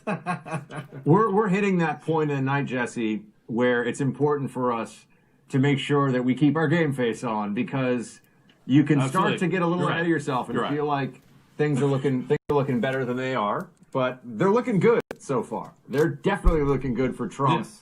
We'll have to see, man. I mean, until I see Texas, red as the shiniest apple, I am not going to be happy tonight. So until that happens, I feel like I can't totally relax, even though I completely believe Texas is going to go red. And there are a few other places I'd like to see turn. We'll see, man. It's strong. But, Virginia, just a quick note on this one. Virginia has a couple of 100,000 plus vote lead right now for Trump of the counted votes. However, they're still counting votes that have come in. They still need to count Loudoun County, basically the big rich counties around D.C. that are 2-1 Democrat. They haven't been counted yet. So that's why people are saying, well, it's definitely gonna go blue when they add all that up. But for right now, Trump's actually got a bit of a healthy lead there. I think 260,000 votes was last I saw. So Virginia's probably still going blue, but it's more interesting than we anticipated. All right, I want an update on Ohio. And if you want an update on Ohio, you might as well go to Miss Ohio, contributor here at The First, Madison Gesiotto. Madison, what is going on in Ohio? At first they were down. My phone is blowing up because all the family I have in Ohio. I'm trying to tell everybody, please calm down. It'll be fine. It looks like it's going to be fine. She kind of looks like Kim What's Kardashian. happening? Things are looking good in Ohio. There were a lot of people concerned because, as you know, when you get some of those early numbers in, a lot of it comes from early voting. It comes from bigger cities. You're looking at numbers coming in from Cleveland, from Cincinnati, from Columbus. The majority of the rest of the state is very red, hence why we've gone, more from a swing state to a red state over the recent years. And so things are looking good. I've talked to people across the state. I'm talking to chairmen of, county parties and whatnot, and they're saying things are looking great. So I'm keeping track of those numbers on the Secretary of State website as they're coming in. And one of the things you look at is a lot of these rural counties had, under 50% reporting when those numbers were starting to even out. So as we see those rural counties get to 80-90% reporting, we're going to see that number significantly shift towards the president. I mean, the president, not just in Ohio, but in other places, is doing very well. He's overperforming among the Cuban-American population. We see those great numbers in Miami-Dade. I think he's going to win Florida. I think he's going to win Texas. We're seeing. All I know, if he wins, we better get another stimulus check, and it better be a big fucking fat one. Good numbers come out of North Carolina, Georgia, and some interesting numbers like Buck mentions coming out of Virginia.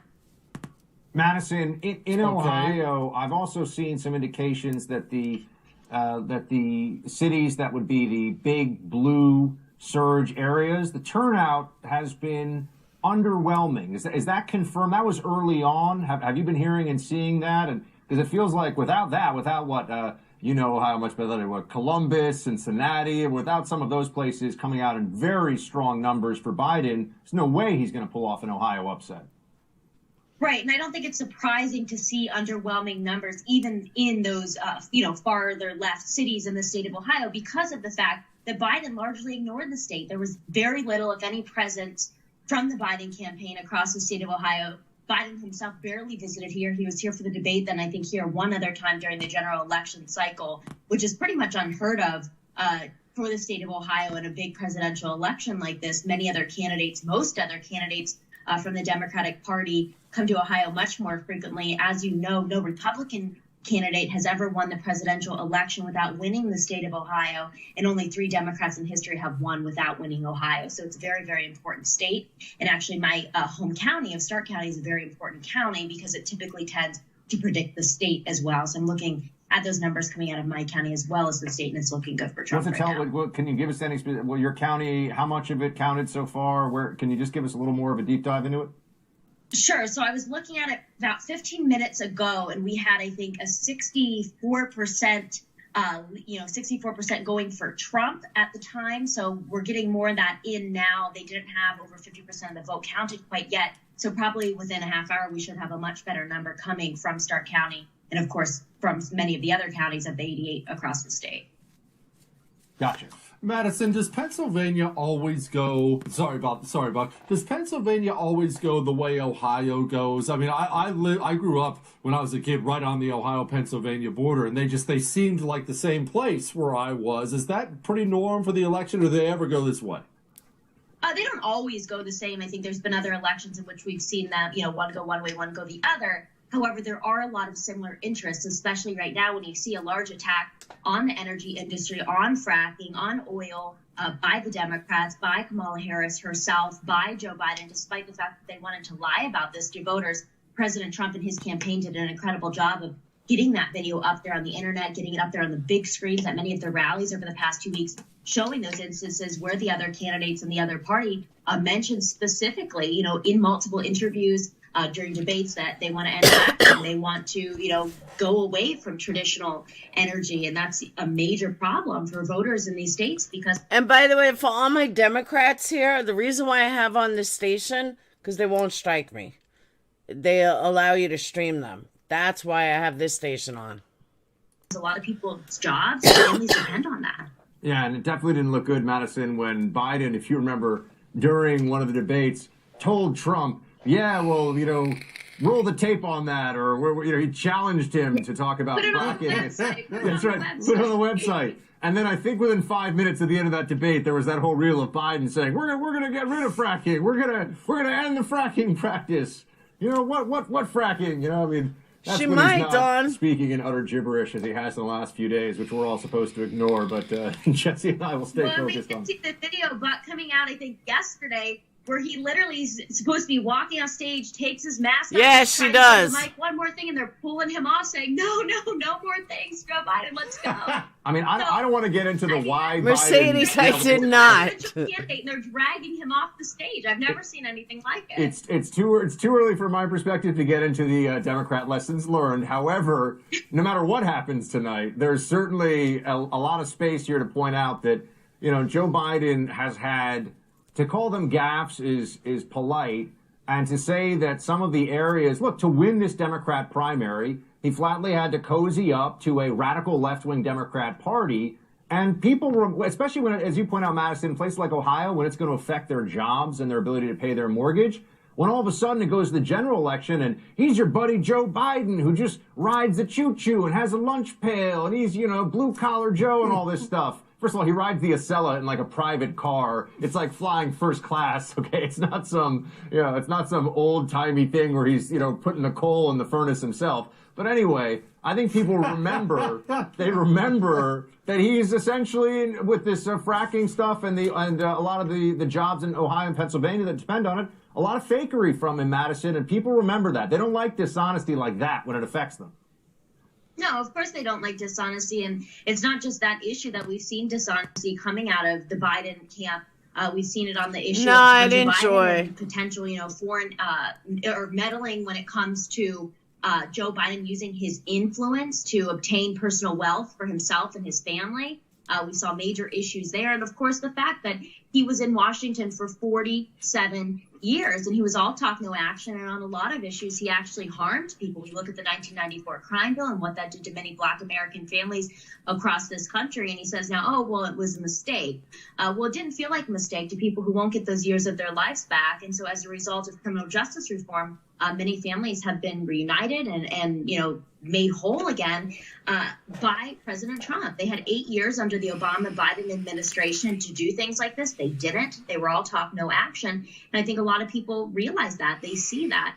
And this is just one example of many issues in which I think we'll see an underperformance for Biden as a result of people, looking at that. I think Trump will receive more of the Black vote this time around than in 2016. He definitely is receiving more of the my Democratic friend come in. Hispanic vote in Miami. And that's wonderful to see, because I think he has been a president who has proven himself in terms of promises made, promises kept, which many were skeptical of in 2016. Madison, I know it's impossible to predict the future, but I mean, unless you're me, but I know it's impossible to predict the future as far as where votes are going to go. Do you view the GOP as keeping a hold of this higher percentage of, say, the Black vote in the future? Or is this just simply a matter of Trump goes in there and actually got things done for the Black community, and now he's facing against the guy who you can actually point to him and be like, he threw people in prison that shouldn't have been there? Is it just that simple, or is this an actual trend? Well, I'm hoping that it's an actual trend, and I hope it's a trend as a result of changes made within the Republican Party, changes in which they learn from not only the Republican Party's mistakes, but they learn from the Democratic Party's mistakes. We don't want to see, as conservatives, our party, that we closely align with, take votes for granted. We don't want to see people go back to the same old in Washington, because as we know, it hasn't been just Democrats that have broken their promises to us. It's been Republicans and Democrats. And so we want to move forward. She really looks like Kim Kardashian. She looks like Kim Kardashian's face. She really does. It's kind of weird. And we want to see more people elected, not only to, the White House, but to Congress, to, the Senate, coming from the state of Ohio, coming from states all across the country that keep their promises, that work hard for their constituents, that aren't owned by special interests, that produce results for the communities that voted for them and the ones that didn't, people who make lives better, because that's what they're there to do. And we don't see enough of it. We see people that go, they collect their paychecks. They don't do much of anything in Washington. They get nothing done. You see Congress people who maybe are there for 10, 20 years. They don't even pass bills. They don't compromise. They don't reach across the aisle. And who hurts as a result of that? It's the American people. It's the constituents that they were elected to represent that we pay for with our taxpayer money. We're looking at over, I think, $77 million a year, and just House-based salaries alone that we pay. It's crazy when you think about it, how little they get done and how much we're paying them as Americans. So Madison, it's something forward. I hope we see a change. I just want to ask, because I know you're very plugged in Ohio, and we've done a bit of a deep dive with you on that, but there's also a lot of eyes to some of your neighboring states to the west, specifically Michigan, Wisconsin. Some people put Minnesota in there. Although I don't know, Jesse, it's been a crazy night. But I would think Michigan and Wisconsin are certainly states that everyone's watching very closely right now as the early numbers come in. Can you extrapolate, either based on what you're seeing from those states or just the trend as it has played out more so in Ohio, for what we are seeing at this early stage in Michigan and Wisconsin? Yeah, I think it's too early, obviously, to call those two states specifically. However, we saw a big upset in both of them in 2016. And I don't think that when you look at what Joe Biden has to offer to those states, that it's necessarily going to benefit them any more than what Hillary Clinton had to offer, and maybe even less. So I do expect that we could see big wins in those two states again. I definitely think President Trump's message resonated with many people in Michigan, just like we saw in Pennsylvania. You saw the ridiculously large turnout for some of these rallies over the past 2 weeks in those states. So I think we could see some incredible wins tonight. There's a chance we could even win this election by a larger number in the Electoral College than what we saw in 2016, which would be truly incredible, because at the very, very most, when you turn on the mainstream media or you look at the pollsters, they said we might squeak out a win, but most of them said we were going to lose. So it could be really, really great to see, once again, a complete upset in which we shock the world, as we did in 2016. If Trump breaks 300 electoral college votes again, it's not a red wave, it's a red tsunami. Absolutely. They only have themselves to blame. Yeah. Hopefully we'll be celebrating have themselves to blame for being stupid. Thanks so much, Yeah. Madison. Good to see you. Thanks, guys. Good to see you. Take care. Jesse, looking good so far. I'm trying. Look, Buck, you're not going to hold me back anymore with this Eeyore routine. My hopes are officially up. We're going to talk to Bill O'Reilly about it. And you know what? Bill's not bringing me down either. We will be right back.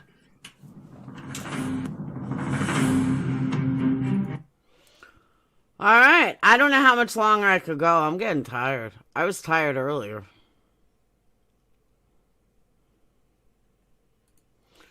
All right. Let's check in with the AP.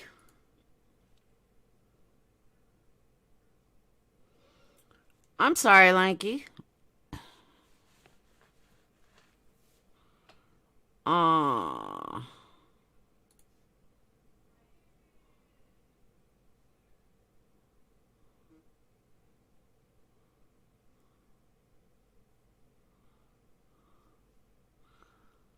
Alright, AP says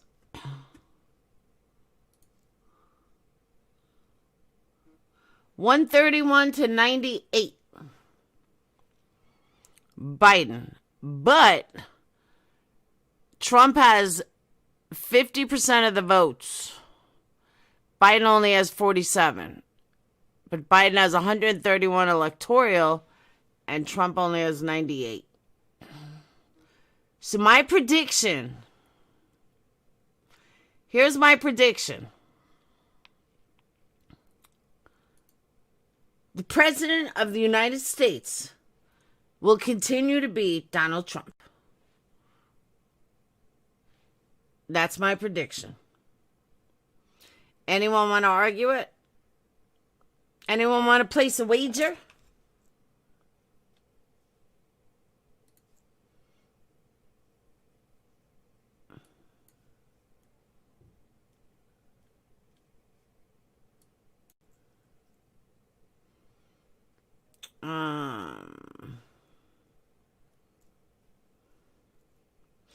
Yep. It doesn't matter. Popular votes don't mean crap. Exactly. Biden's not going to win. Florida's trickling. Florida's 94% in. North Carolina's 88% in. Iowa's only 12% in. Montana's 1%. Wyoming went red. Virginia's blue. Maryland is blue. New York is blue. Connecticut is blue. Illinois is blue. The rest are red.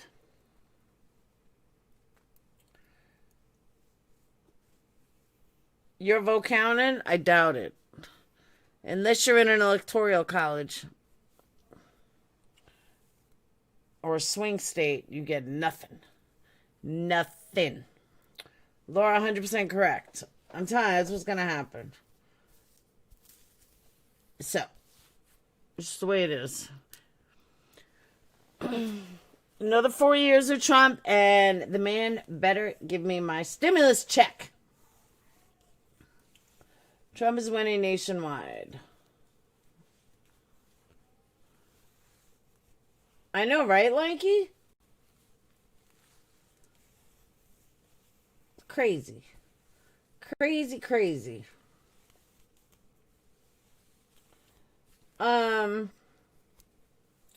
Shockton, Wisconsin. Wisconsin is... Wisconsin? Oh, not done yet. Forgot what I was going to say. Hey, FOD. Pelosi isn't giving anyone a stimulus. Fuck Pelosi. The stimulus checks are one... Yeah, Cassim, what's going on? There's only 10 presidents in history who didn't get reelected for a second term. Bush Sr. being the only one in my lifetime. There you go. Trump only needs his signature on the stimulus check. You already paid for it in taxes. I agree. That's why I want my money. I want a $5,000 stimulus check so I can go to Mexico. Mexico. I'm going to Tijuana. Tijuana. Nancy P. shut it down. Fuck Nancy Pelosi. Who cares about Nancy Pelosi?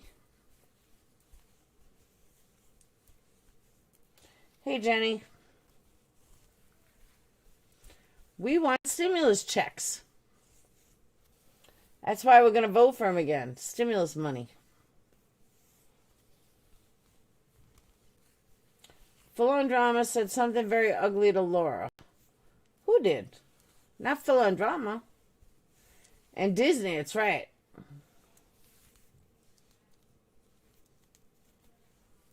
Full on Drama wouldn't be a dick to me. We're past that stage. Full on Drama, somebody cloned your account.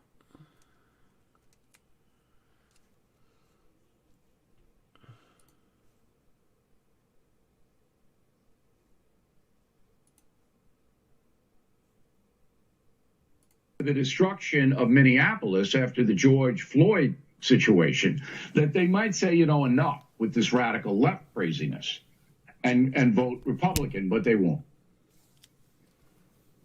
Bill, I know it's not election specific, but explain to me how we as a country bridge that gap. Now, I will tell you, full disclosure, I don't think we can bridge the left-right gap anymore. They've just gone that way, and they're not coming back together anytime soon. But this urban-rural problem, it is a problem, and it's a major problem for these states like Colorado. Like you just mentioned the other states, you go outside of Denver, these are some of the most, they make you look like a pacifist. These are the most...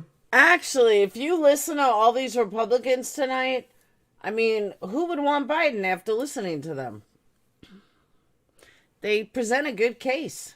Blood red people on the face of the planet, but the state, they'll elect completely insane people. There has to be some way to fix this problem, right? How do we fix this problem?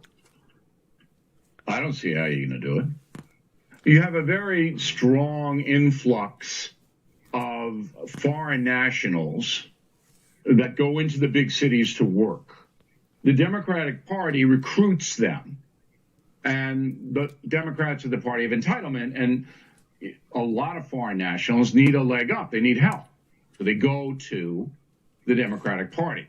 But the best example in this country is Texas, because in Texas, you got Dallas and Houston, which have turned into liberal cities. When I worked in Dallas back in the 1970s, it was about as conservative a city as you could get. It's turned totally around. And Houston, of course, is too. So that's why Texas is in play. You take those cities out of the mix, and it's 80% Republican, That's traditional right. conservative. Did laundry. But that's the trend, and that's why they want to do away with the Electoral College. No, Because if that he's ever diehard happened, then Republican. 10 cities in this country would dominate politics and would elect all of our presidents. Bill, it's not just the Democrat, like a Democrat-controlled city. As you alluded to, Democrats are going to control cities in general. In the rural areas, it's going to be more Republican. Urban, it's going to be more Democrat. But it's the nature, the radical nature of these Democrats now. There have been plenty of relatively moderate Democrats who've run cities. We have, like the mayor of Portland, that idiot de Blasio in New York City, they flat out encourage people to trash their own town. I've never seen anything like this. Yeah, he's a I haven't moron. either, not in my lifetime. But if Trump wins tonight and the Republicans hold the Senate, as I believe they will, this is a repudiation of the progressive left. The progressive left and the media that enables them, encourages them. Repudiation. I got to remember that word. I like that word. Repudiation. Will take a huge hit right between the eyes. And believe me when I tell you, there will be payback from Donald Trump in particular.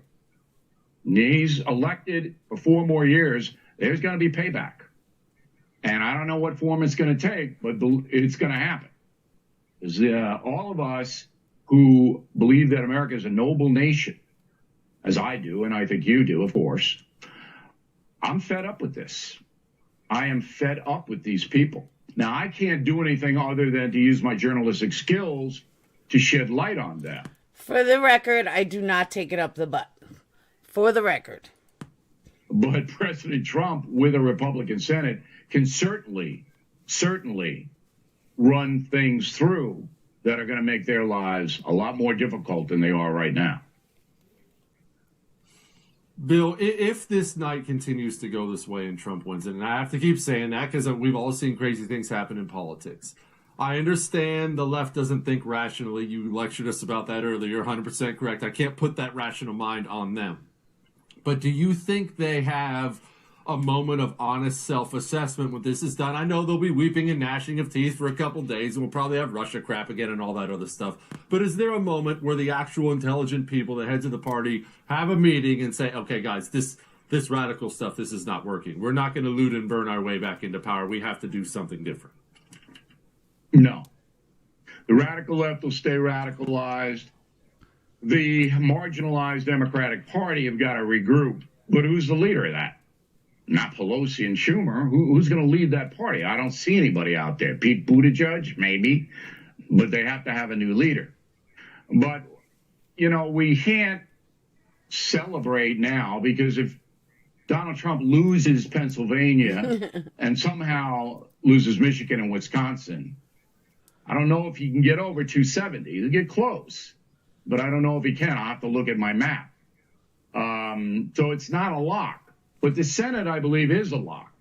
So the Senate's going to act as a bulwark against the radical left legislation. Biden's just going to sit there. You're not even going to see him if he's elected. He'll just be in the White House. And I bet Bill O'Reilly takes it up the butt. Ooh, do you hear my stomach? You know, somebody will find him, I guess. He's not going to be given press time. You're not going to see him. All right? It'll be the chief of staff, and it'll all be Obama people running the government.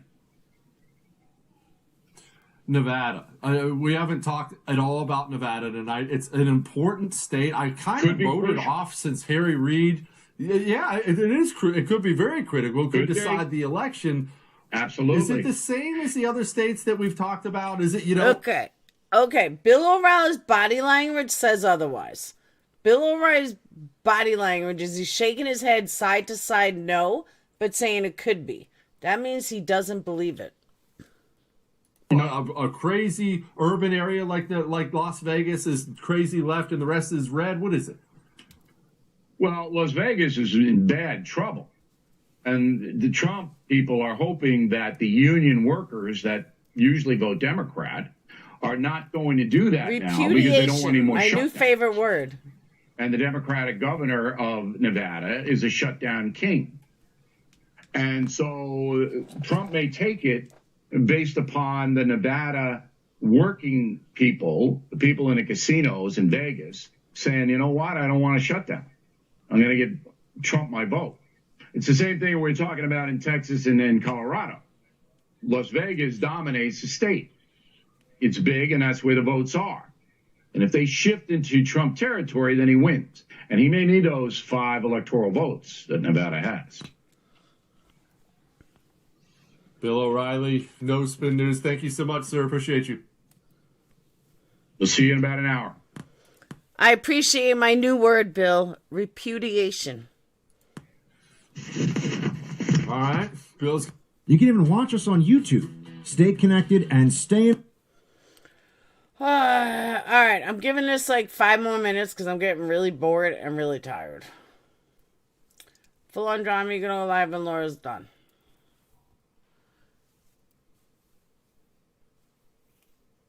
Repudiation. I'll fuck it up somewhere. I'll make a wrong word somewhere. They're making lots of revolutions. Oh, fuck them, full on drama.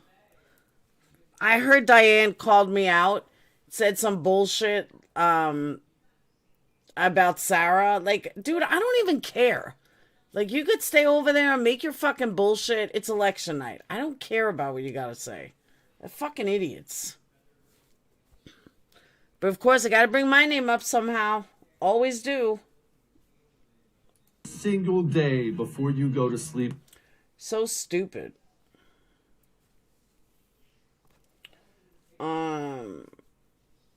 Thank you. If you could only see me now.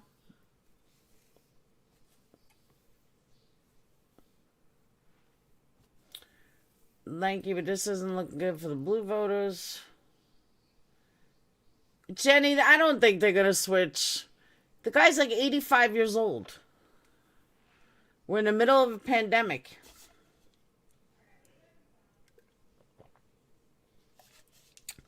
Of course not full-on drama.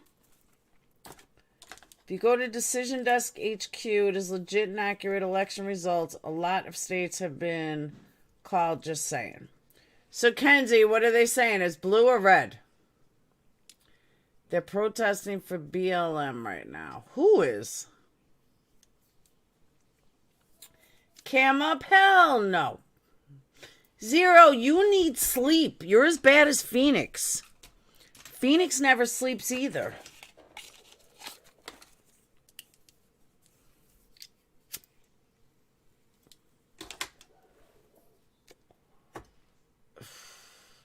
It's red. What's up, Freudian slippers? It's blue and then the lead nationally. Not really. Buck Sexton, but first we are going to go out to a state that is hot as blazes and also possibly Nevada. really important tonight, Arizona. Isabel Brown joins us now. Isabel, we have all the people with 1,000 different takes on what's going on in Arizona. I gave my own from my own personal experience there. I don't know what your thoughts on it are. Arizona currently has... Okay, we haven't heard her open her mouth yet, but she's not wearing shoulder pads and she looks normal. Now let's see what happens when she opens up her mouth. The garbage Republican senatorial candidate. Is Trump enough to pull her over? I don't know. Is she going to pull him down? Is he going to pull her up? Give me the skinny. What's happening? Well, I'm finding out all of the information just at the same time as Oh my God, she should have never started talking. you, Jesse. So it's definitely going to come down to every vote here in Arizona. We're very excited to see record turnout here in Maricopa County, where I'm located in the Phoenix area, especially in the city of Scottsdale. And I think regardless of where you fall in the political spectrum, people are very excited about being involved in the political process. My hope is that even that more establishment traditional Republican side that you just mentioned is just as excited about filling the Supreme Court with more conservative justices and some of the most recent actions undertaken by President Trump. So let's hope that that drives enough turnout here in Maricopa County to make the difference. What are some of your thoughts about why Arizona is even a question mark this time around? It's generally thought of as a red state, and people are saying that it's going to be a tight one. Now, I know we don't have the numbers in yet, but what's... You know what, Diane? You're probably right. You are 100% right. I bet she's got all books of 50 Shades. And the movie on disc. Perception. Arizona has typically been considered a very solidly red state in the past, but unfortunately, like many other states across this country, is experiencing an influx of liberal residents as they leave states like California and New York, which has especially been true during the COVID-19 pandemic. We're seeing similar trends in big cities in Texas. We saw that in Colorado today, going solidly blue instead of more traditionally purple, the same way that it has been. In Phoenix, it's actually the fastest growing city in America, with Maricopa County being one of the biggest counties in the United States. So I think there's going to be a lot of fluctuation as the votes come in between solidly red and solidly blue, but we'll see if Arizona is able to hang on to that red state symbol. Does Arizona have a California problem? I hear this a lot of many of the more lefty Californians who are leaving their own state, which they've destroyed. They're stopping over in Arizona for a stay to do some voting before they ruin that state too. Does it come down to that? It certainly is something to take notice of. And having moved here from Colorado myself, it's a problem I'm very, very familiar with. My hope is that those leaving more traditionally blue states like California, like New York, are coming to these places for all the right reasons, and they're not going to vote for all the same things that they fled. And is there any... Yeah, I wouldn't. Sorry, go ahead, Jesse. No, well, I wouldn't bank on that, but I mean, I hope you're right too. And I mean, because Arizona's the state of Goldwater. At least that's how I choose to look at Arizona. That was the birthplace of modern conservatism, and to see Arizona go. She's got a vibrator on right now. Oh, it would worry me because I think that would bleed all over the rest of the Southwest, and we don't need that. We need some kind of bulwark out there. We don't just need to be the party of the eastern half of the country. Absolutely. And ultimately, who knows how close this election might be. It honestly might come down to one state, and within that, even just one county. We're seeing very, very close races in Virginia, in North Carolina, in Pennsylvania, in Ohio. And I think ultimately Arizona may play a pretty big part in the ultimate results from tonight. Thanks so much for joining. We appreciate it. Thank you. Jesse, I got to say, man, the reality here, the situation as it plays out for all of us, where you said the betting odds are 60-40 right now? That seems to be about where my mentality is right now. Oh, no, Eeyore. Betting odds are not 60-40. Hang on, let me see if I can find it here right now. I just saw, I can't pull it up anymore. Betting odds are now over 70%. I believe it was 76%. Betting odds are saying Donald Trump's going to be president. And I don't know why I'm the only one holding out, getting excited over here, Buck. If Donald Trump has Florida, North Carolina, Ohio, it's over. And I've got some friends texting me now. No, he can still lose Arizona. There's no believable path to victory for Joe Biden if Donald Trump has NC, Ohio, and Florida. There's not.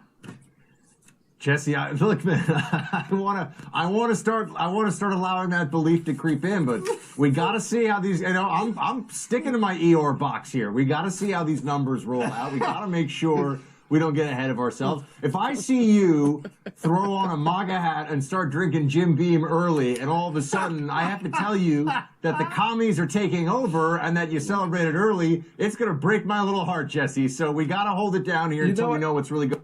Turns out more fresh they're water behind than any other country in the world. Yes, they're a little bit socialist, but there are some good conservative Canadians out there too. But no, I was just saying that, Jesse, in case if Texas goes blue, it's all over, man. It's the fat lady has sung. We're finished. But that's what we're talking about. That's clearly not happening. That's crazy talk from Beto O'Rourke, who, as we know, I miss him being in the race just because he was such a caricature of Gen X. 90s, Brady. He's like straight out of an Aaron Sorkin movie for the guy we all want to be president. Sure.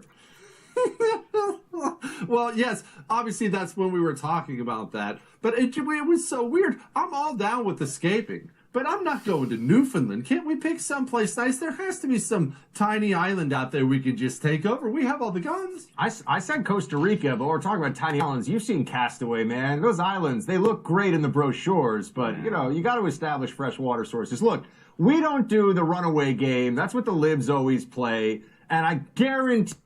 You think they do each other? You. Not a single... Because there have been all these celebrities. John Legend, who had a good song 20 years ago. It wasn't 20 years ago. John Legend had a great song about 5 years ago, you fucking idiot. Other celebrities whose names... I don't pay any attention to any of this stuff. I did love Lady Gaga pouring out a beer because she's an American. Did you see that? It was amazing. I did see it. In fact, I hope we can actually get that little video. I hope our guys are working hard tonight. By the way, props to the first production team tonight, killing it for us. I hope they can actually pull up that Lady Gaga video because I do want. I do think it's important to show it because it seems as if the left will do. See, he needs my team because if I said that, if I'd be like, I wish I could find that video, my peeps would have it with me in 2 seconds. They say check your email. Or check your text immediately. See, they need my people. These things, Buck. And look, maybe we're guilty of it when we do it. Oh, that's good, Diane. They probably twerk to each other. To them, too. But they'll do these things that are genuine efforts to reach out and maybe try to bring some people in. And it ends up being just the most insulting thing in the world because you actually get to see how they view you and what they think of you. And look, we laugh about it. We make jokes about it. They really do think everybody who votes red is some low. My people would have had that video. I would have played it already. They still don't have it. IQ, beer chugging redneck. I'm just out there with my Bush Light and I'm the most loved gradual around. Remember, my favorite is Democrat politicians I've never loved Remy. Who are worth like $100 million, and usually it's because they like married into it. And you know, the John Kerry move, where right before he wants your vote when he's running for president, he's like, I'm out hunting with America. And then a week later, you see him in a neon green and pink wetsuit windsurfing off his $10 million mansion in Martha's Vineyard. That's the Democrat Party. That's the Democrat Party. Like, distilled to its essence. People like Nancy Pelosi, who has more money in her refrigerator collection than a lot of Americans have in equity in their homes, talking about how she cares about the workers. Oh, what are you doing? You still in a Reese's? And the people. Sure she does. Yeah, just like John Kerry and all the rest of the frauds. We'll be right back with more Buck Sexton. See, I told you we were going to have fun tonight. We'll be right back.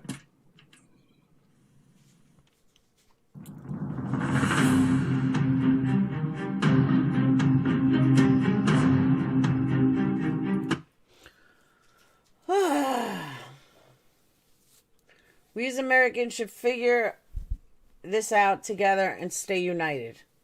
Stay united. Roseanne Barr for president. I'll go with that. I'm going to run for president. Make a Mobster's going to be my vice president. And we're going to rule the world. It doesn't take much to start running, Mom. What? I said it doesn't take much to start running. To start running? For president? You need money. You need lots of money. You'd vote for me, right? You wouldn't? Why not? Which part are you? I give stimulus checks. Would you be Democrat, Republican, or third or fourth party? Mom. Where? I need that. Oh, shit. That's right. I'll do it tonight. No, I need you to do it now. It's like, if I don't do it tomorrow, you're going to get a phone call. All right, I'll do it tonight. I need that. I need the same paper. You never gave me one. I will give it to you in a second. Who do I think's going to win? Trump. Bo, Mom, stop letting them eat all my candy.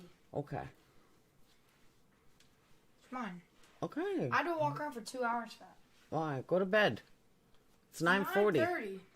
What? It's 9:30. So? Candy tastes pretty good, thank you. Phoenix, shut up. Literally. Why did they make us fill out all these papers? School money. Okay, but you know what? Here, you guys can fill out everything that needs to be filled out that I don't fill out. You have to fill out literally. I have to sign it. You guys can fill it out. You're old enough. Oh, so we have to fill out the parent information, the uniformed services. Sit next to Phoenix. Sit next to Phoenix and fill it out. I ain't sitting in his room. Ask Sage to do it. She likes writing. No, you're not eating my candy. I know he's Mr. Bossy Pants. Why you I'm not deleting him. Because I know. Because I stick with a rule that not to have troll names in here. That's why. I know they're funny, but it's just always been a rule. There's Buck Sexy. Not. And around the world with deep analysis that you're just not going to find anywhere else. He is such a 70s porn star. I don't care what anyone says. He is a true 70s porn star. Chest showing it all, buttoned down. Hairline. He's got a great hairline, though. This guy's so conceited he has his own face on his phone. Chill out, Laura. I'm fine. Why am I uptight? I'm not uptight. Dana asked Sage to do it. She likes filling stuff out.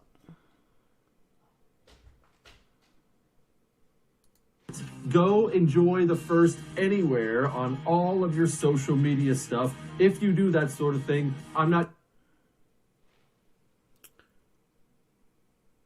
Keep getting Buck and Jesse.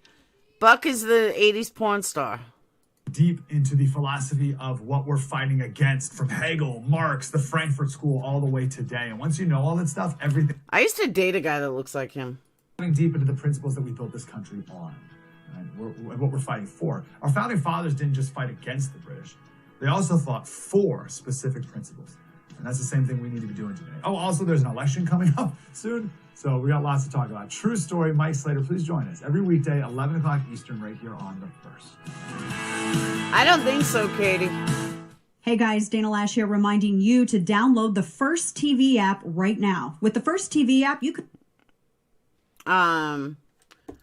Who has their own... I know MGL does, but he showed his phone and he's got his own picture on it. I was like, what a freak.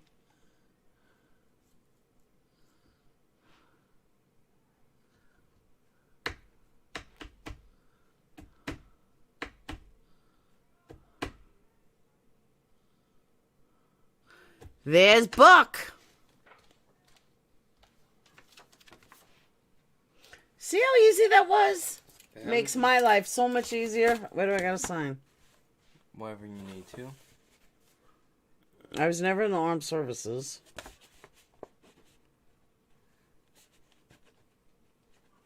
What's today's date?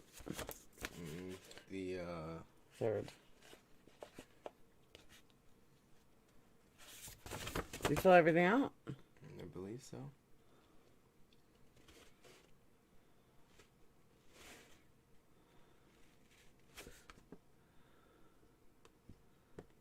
What's parent information? I don't know. I didn't read it. Well, that's fine.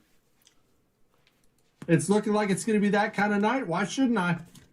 Yeah, well, I'm the dean at Liberty University, so a Bud Heavy must be a heavy friend of yours named Bud Sexton or something. Hey, it's COVID. Wait, leave me alone.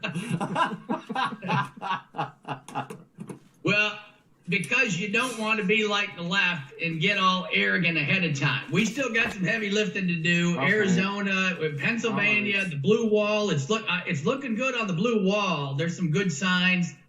And all the mail-in votes come in first, and then the in-person. The trend has been for North Carolina to tighten up considerably. Trump will probably pick it up by a point to a point and a half. Phoenix, the rest of it, none of it matters. Georgia and Ohio, same things happening. So hopefully that same trend continues, and then you can go, give Bud a hard time. Well, now we have to call him Buck because he's the one asking you the question. But nonetheless, so Dave, tell me this. Are there any surprises that you're seeing so far? And I don't just mean in terms of which direction a state that's been called has gone. Just any of the early dynamics, whether we're talking about important exit polling, the. He just said, "Give your butt a hard time." I saw it. All right, let's check AP before I go to bed. All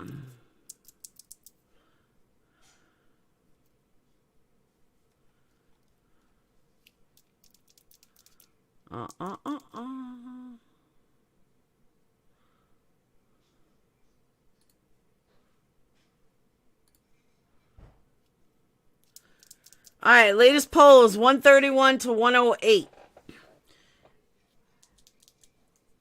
Who's winning? I don't know how they have different numbers. Who's winning? They say it's 129 to 115. I have from AP, I have 131 to 108. Mom, that's because the news is like way behind. It's not actually live. It's live. You're not understanding. AP News is live. 131 to 108. The news says it's 129 to 115. So the numbers don't add up. Also, which states are in?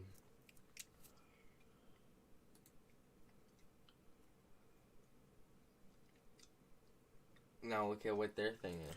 Donald Trump is winning Texas 51 to 47. Florida, Donald Trump is winning 51 to 47. North Carolina, Trump is winning 49 to 48. Georgia, Trump is winning 55 to 43. So, wait, why is there more Biden then?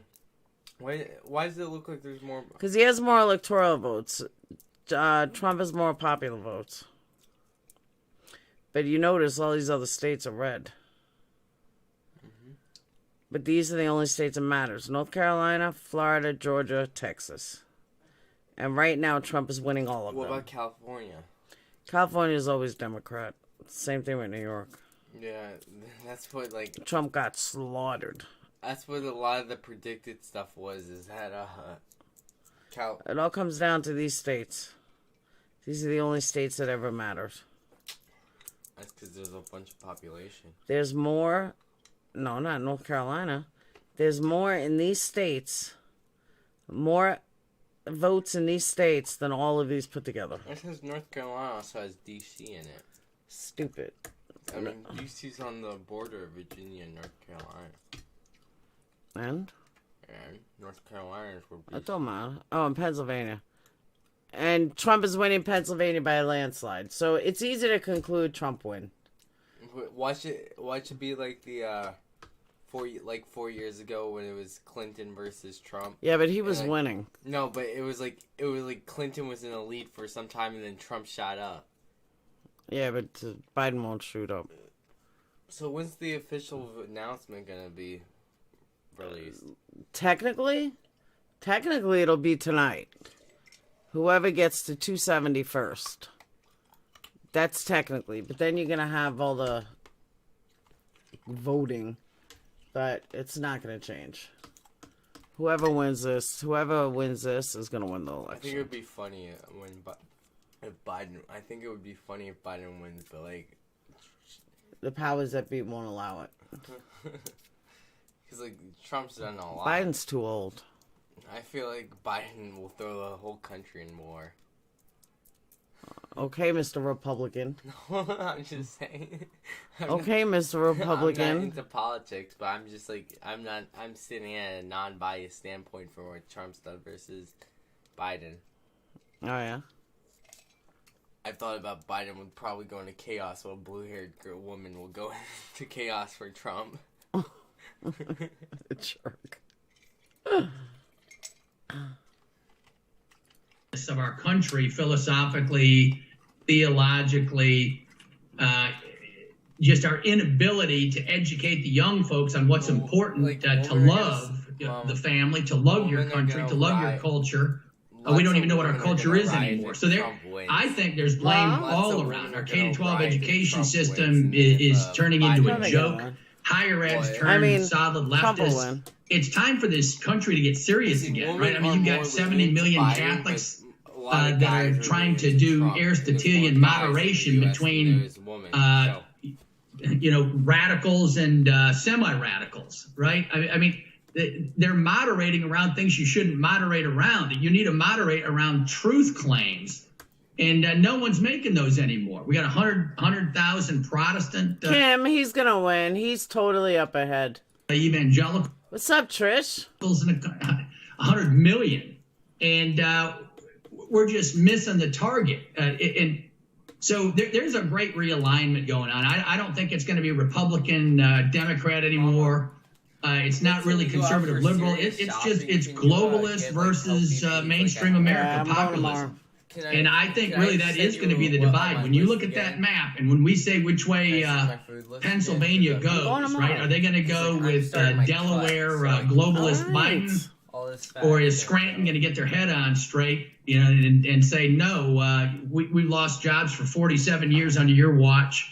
You didn't make African Americans and Hispanics better off. Wages have been flat for 40 years, and this country just needs to get intelligent again.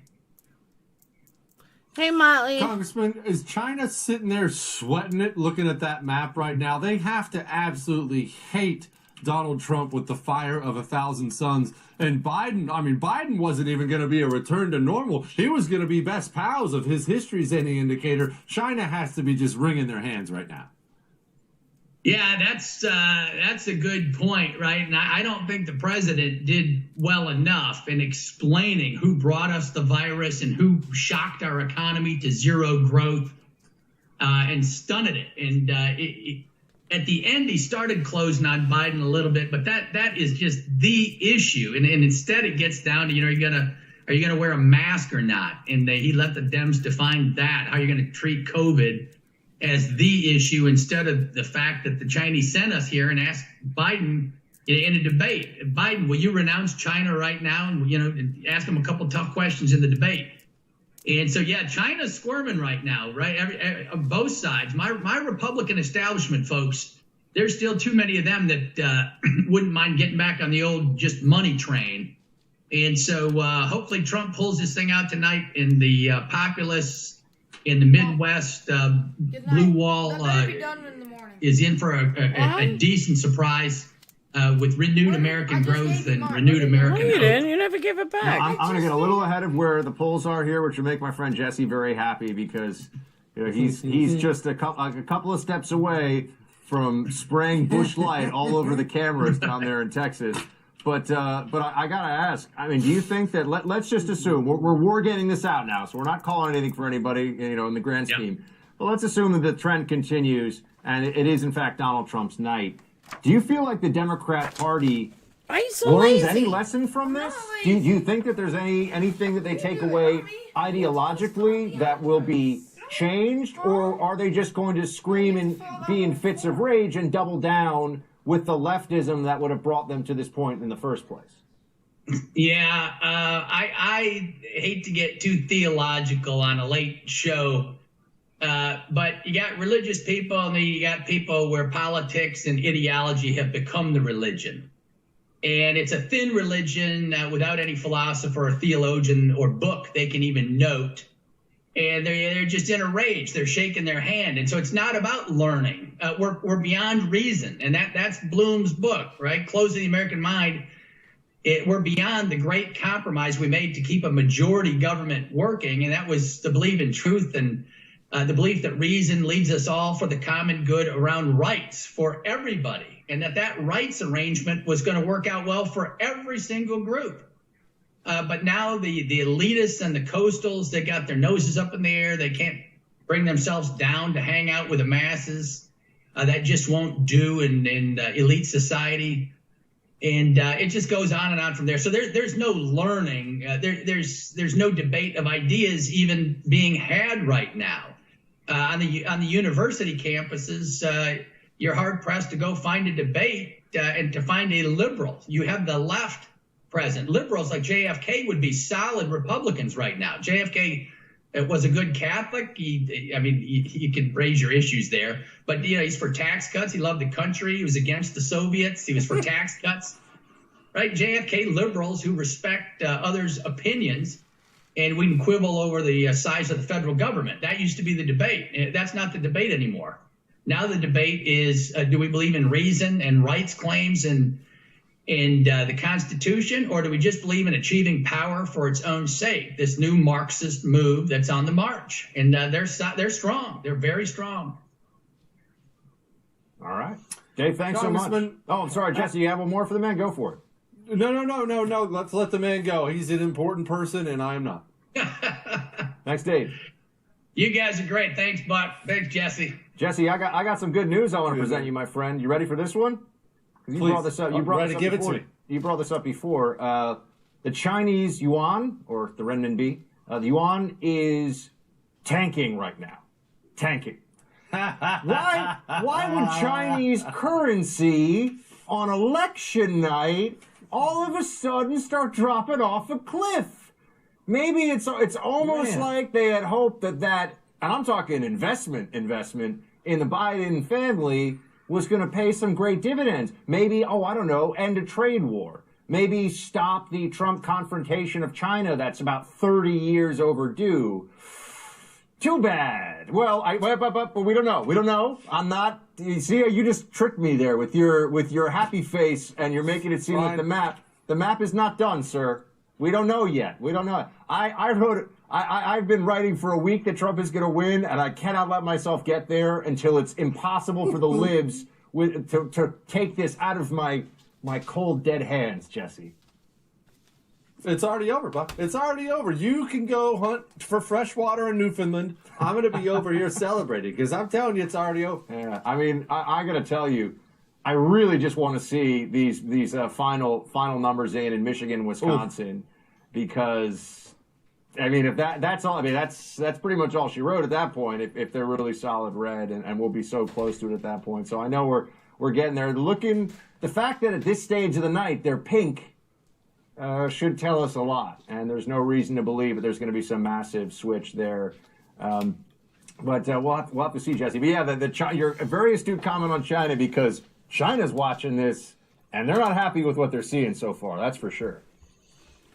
Well, I mean, honestly, it wasn't even tongue in cheek. Think about it. I mean, as you know you talk about it on your shows too. How many? This isn't even on Obama. How many decades Republicans and Democrats have been running to China? Hands out, hands off policy with China. We love China. These horrible deals with China, kind of letting them do what they want. And all of a sudden comes Donald Trump, this real estate guy who's been sticking it to them. For 4 years. For 4 years, he's been sticking it to them, making their life a living hell. And then he might get 4 more. You know they've got to be pulling their hair out. It's got to be. And not only is he successful, he's showing America there's a path forward here where we can freeze them out and do pretty well for ourselves. Donald Trump beat the consensus that had existed in D.C. And, I come from a foreign policy background with I worked at think tanks before I went to the CIA, so that's a whole other conversation.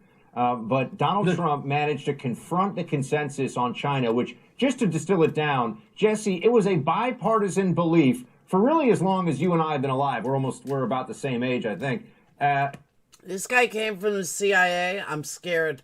I'm definitely scared. It's been a bipartisan belief in Washington and in our ruling class that as China gets more and more wealthy and effectively steals more of our intellectual property, rips us off, engages in unfair trade, but once they get big enough, rich enough, and powerful enough, that iron-fisted autocracy that does not allow free speech, free elections, or freedom, period, is all of a sudden going to liberalize. That was the great theory. Yeah. And Donald Trump comes along and says, that's dumb. And he was right. And he was right. And think about the risk he took. I talked about this a lot. And I don't do this politicians are these warriors leading the charge thing. I don't do that, not with Trump, with anyone else. But I said for a politician, for his career, for his re-election chances, people forget about this. How brave was it of Trump to take some steps to hammer down on China that hurt Americans and hurt the Americans who voted for him, too? Farmers were hurting for a while because of what Donald Trump was doing to China. And Trump was, he was telling them, look, I'm sorry, we have to realign things here because they're killing us. He actively hurt his re-election chances because he thought it was for the good of the country. Honestly, it's underserved and under-talked about. It's one of the most patriotic things I've seen out of a president. What politician hurts his own chances because he views it's better for the nation's security? China was micro-targeting, and everybody should remember this because the media, of course, is never going to. China was micro-targeting its response to the Trump, really what was a Trump counter-trade war. I mean, that's people keep. I don't know, but if you listen to these guys, they're right on, they're like so pro-Trump. They make sense. Talking of the trade war, it was a one-way. You want to know the current polls? But they do. They make perfect sense. Welcome.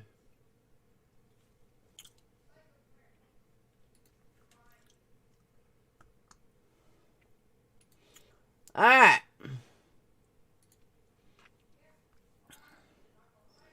Ho smack. Ho smack. This just got interesting. You ready? Are you guys ready? Here we go.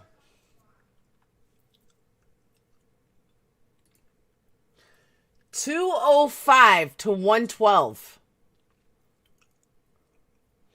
Biden only needs 270 to win.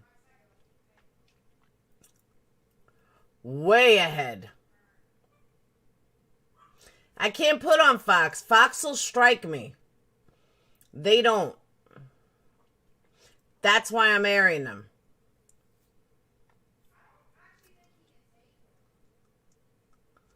That's huge, huge deficit. Huge.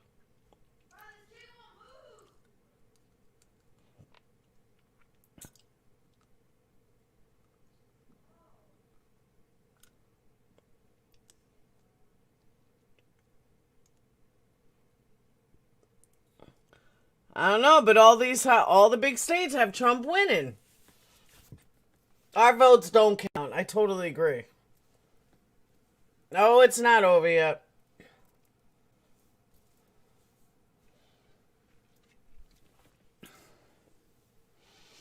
It's interesting. Yeah, but they expected Biden to win all these. I think Hillary won those too.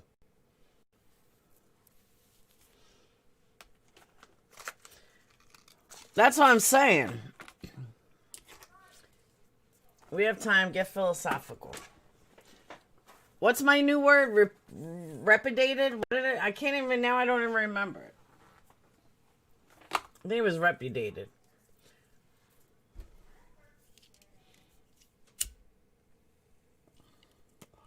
I'm pretty sure Hillary had the same outside voters. Look at Illinois. I gotta throw in there.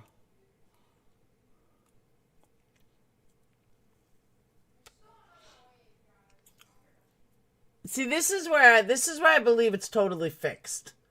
Besides the obvious. But California just closed. How'd they have all those votes in already? How did they have all those votes in? 55 electoral colleges, but no votes have been reported yet. Come on. This is such bullshit. Repudiated. I believe she did too. Who? Who did? You know what I'm saying? No, that's bullshit. We need Russia to hack us. Repudiated. Repudiated. Is that what it is? Repudiated. I don't know. Some more mail. I'm just saying it's bullshit. It's total bullshit. Whoever gets to 270 tonight wins. They're not changing it.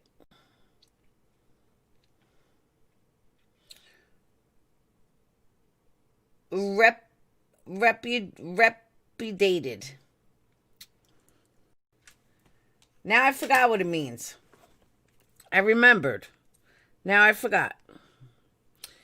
It means rejection of a proposal or idea, denial of the truth or validity of something.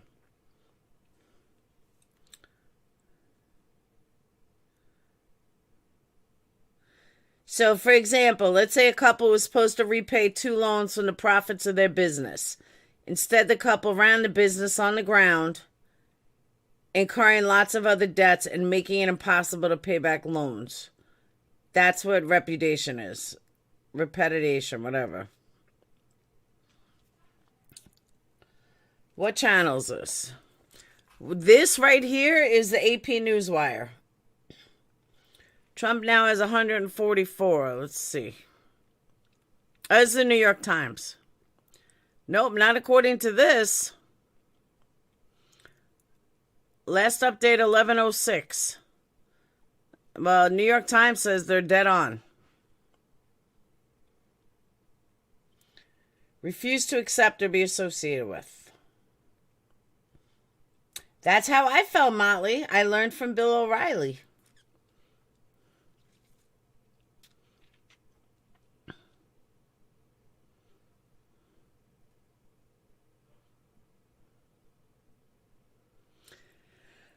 Trump up by 3 in Florida. Georgia, Trump is up by 10.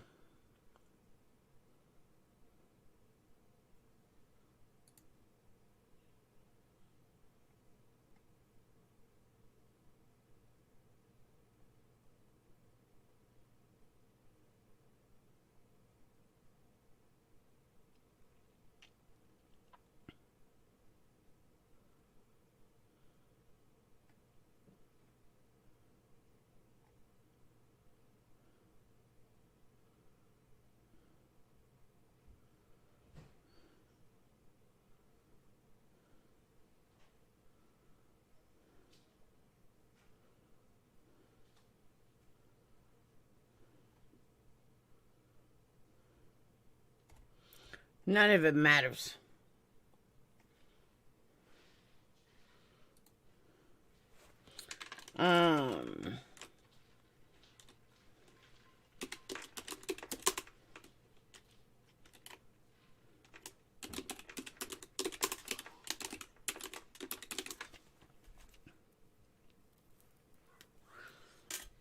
Associated Press, 209 to 118.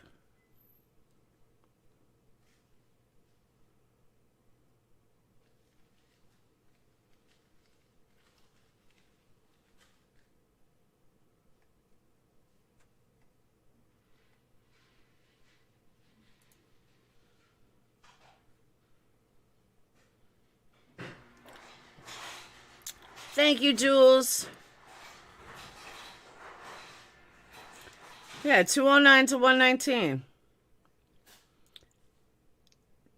44 to 43 Dems. Democrats expect to win the House. GOP is winning.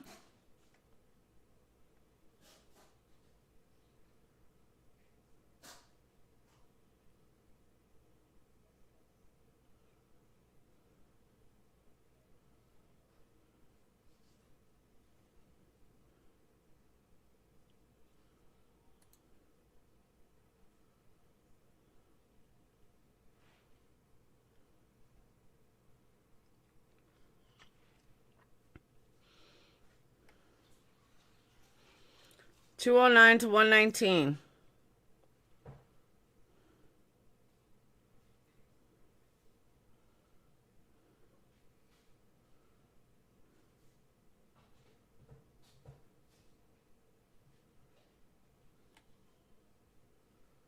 There's 210 remaining electoral votes.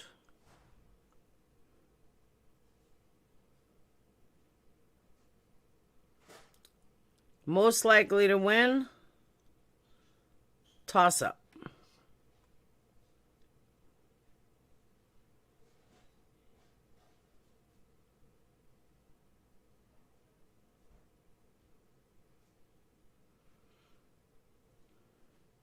See, Trump has the lead. Trump has the lead in everywhere. Every main state.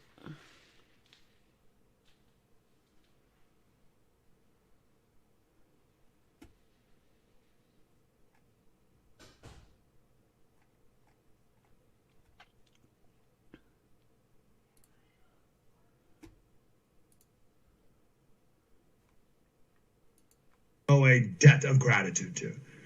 Sam Harris, you know Sam Harris, he said, whatever happens, can we agree that defund the police was among the most idiotic phrases ever uttered in the hopes of achieving a political goal? All right, so clearly that did not resonate among the Hispanic community in this country, either the Black Lives Matter and or defund the police, because both of those movements were want to wave Che Guevara flags among other crazy Marxist communist rhetoric around it, right? To your first point. Your second point about the white supremacist. I got an exit poll here. I think this is a nationwide exit poll. It's going to be a little skewed because mostly Republicans voted in person, but this poll also did some phones. So whatever, take it for what it is. But from 2016, Trump increased his vote in every demographic except for white men. So he increased 2 points by white women, 4 points black men, 4 points black women, 3 points Latino men, 3 points Latino women. I can't wait for all the think pieces from the left about how Cubans aren't really Hispanic, or or you're not really Hispanic, you're just trying to be white, and blah blah blah blah, like all this racial infighting against Hispanics and against women and black men and all the rest, because you dare support this white supremacist that the media has been lying about for four straight years. It breaks the narrative, but the media, Mike, we're going to be swimming in a fountain of their tears if this keeps up tonight, so we'll have to see. Mike Slater, my colleague, my man out on the West Coast for the first. Good to see you. All right, we got Bill O'Reilly back in the mix now, the man himself. Bill, look, so far, I mean, I want your take on it. I'm trying to hold back any over-enthusiasm here. How do you think it's looking for Trump? Well, I was wrong about Arizona. It looks like Arizona is going to go for Biden, and that was the first state that I missed. And my prediction before the vote started was whoever wins Pennsylvania will be the next president, and I am holding to that prediction. It looks to me at this point at 11:15 Eastern Time that Michigan will go for President Trump.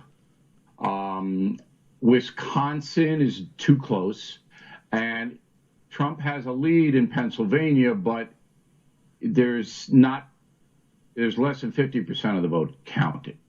So the big story right now, as we're talking, is the Senate will be held by the Republicans. And I go back to that because that's going to blunt the madness. All right. It's going to make it very difficult for Joe Biden, if he is elected, all right, to get this crazy radical left stuff into law. And I think at this juncture, that's the most important story of the night. Now, Donald Trump could win Pennsylvania. He's ahead, and he's running ahead in some of the key counties there. But with all of this mail-in voting, I mean, you can see the CNN people panicking, which I enjoy very much watching. So they've said at least 50 times, all right, we have a long way to go. What that really means is we are very worried. So we have a long way to go when you hear it, and you 50 times, I checked on my paper how many times they've said that. That really means we're very worried. All right, so they were hopping up and down about Florida. Florida went to Trump. They were hopping up and down about North Carolina. North Carolina went to Trump. So he's knocking it down. Ohio, they were, Ohio. It's going to go. No, Ohio's to Trump. Because in the beginning, all of these mail-in votes were counted first. Now, it looks to me that being Pennsylvania and Michigan, it looks like those ballots are counted and Trump is still ahead. If that's the case, he'll win. So we go back to Pennsylvania. Whoever wins that state will be the next president, in my opinion, my humble opinion. Now, we just heard from Mike Slater before. We're looking now at some of the issues that are affecting where we are right now. And as you say, these are the trends. This is what we see, but we can't get beyond what the numbers already are. But the Black Lives Matter movement this summer, the defund the police narrative, Bill, we didn't hear a lot about that from the media in recent weeks. There was rioting in Philadelphia, which, as you point out, Pennsylvania is an absolutely key state in this, and people don't tend to like the visual of businesses being burned down in any American city, and it was happening in Philadelphia a few days ago. Do you think that there's a pretty good chance? And again, I know we don't know the outcome tonight, but we've got to extrapolate a little bit here. Do you think there's a pretty good chance that the Democrats will look back and realize that the madness of the summer, the defund the police movement, was a real political loser? I think the moderate Democrats will, but not the left, and the left is in charge of that party. So with a controversial guy like Donald Trump in the middle of a pandemic that had killed more than 200,000 people, you would think that the incumbent would lose. All right? But he may win. And it's not winning on his personality. He's not winning on that, okay? He's winning because most Americans are very frightened of the socialist crew and the anarchistic crew and the violent crew. They don't want that. And Biden never comes out and criticizes them. And Trump, of course, does. So that is a big factor in tonight's vote, but we do remain a severely divided nation. And I just don't know what it's going to take to wise up people who are sympathetic to a communist group like the Black Lives Matter Global Foundation. I mean, do you not know that they want to overthrow the entire country and our entire system? Do you not realize that? And you got a BLM sign on your front lawn? You're not even going to have a front lawn if those people take over. All right, I'm getting bored. I already know who's going to win. It's going to be Trump. But tomorrow, I want you guys to know, because tomorrow is huge in shopping. And we all know what a shopper I am. So tomorrow I'm going to do a Black Friday special, because Black Friday has completely changed this year. 100%. It's absolutely nothing like it was. And it's going to be a whole new era because stores aren't even open Thanksgiving. I can't even remember the last time I spent Thanksgiving with my kids. that I didn't actually go out for Black Friday. So, yeah. So tomorrow I'm doing a whole Black Friday special because tomorrow, on the 4th, stores are starting to do real Black Friday sales. So tomorrow, we're doing it. Tomorrow's Black Friday day. Yeah, because nobody wants to get COVID. So all the major retailers are not open Thanksgiving like they've always been. So this will be the first Thanksgiving I actually spend the entire day with my children in 7 years. No joke. And I'm not working, and Sage is working, though. Go watch John and Tracy on Diane's panel. Oh, God.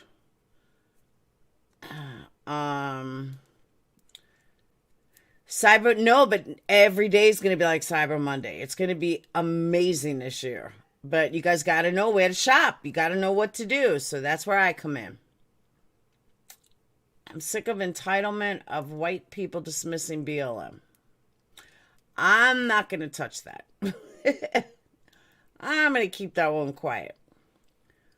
So, yeah. So tomorrow, we're going to do a special Black Friday.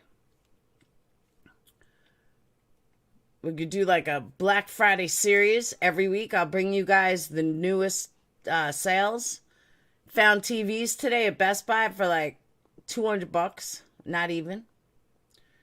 I agree, Maria. But so is buying presents. So I'm going to fill you guys in. From now, we're going to call it 25 days of Black Friday. And every day I'll bring you guys a different sale. Can you steam it? I'm blocked over there. Oh, stream it. I can't. Diane already struck me. I can't listen to Tracy. I can't. And who said it best? Who was it? It was Just Angel. Just Angel said it best. Why has she got to go on a pedestal? Why does anybody care? She's never had fucking resolution night in her entire life. I got no use for her. None. So you could still watch it, Caslin. But I can't. She strikes. So, but I'm out. Because Tracy's been there all night, I heard.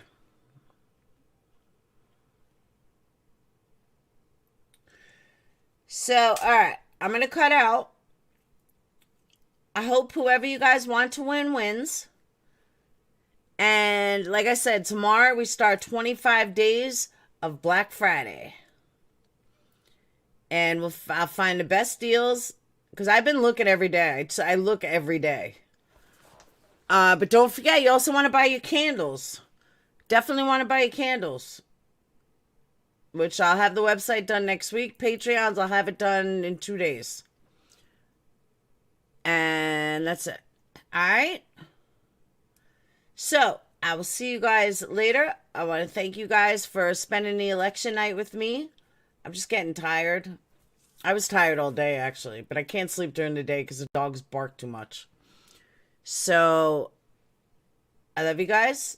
Trump, Biden, whoever you want to win, hopefully will win. And I have a feeling Trump will pull it through. I don't know why, I just do. So, I'll see you guys tomorrow on my other channel for Black Friday week, or Black Friday month. Alright? I'm going to bring you guys all the way up to Black Friday. And what I'm going to do on this channel, which I did already, I'm going to do the 12 Days of Christmas. So every single night, I'm going to bring you a different true crime story. I did this a couple of years ago. I'm going to do it again. So November, we're going to worry about Black Friday. December, we're going to do 12 Days of Christmas. 12 Days of Horror Christmas. So on that note, I will see you guys later. Have a wonderful night. I'll see you tomorrow for Black Friday kickoff. Peace.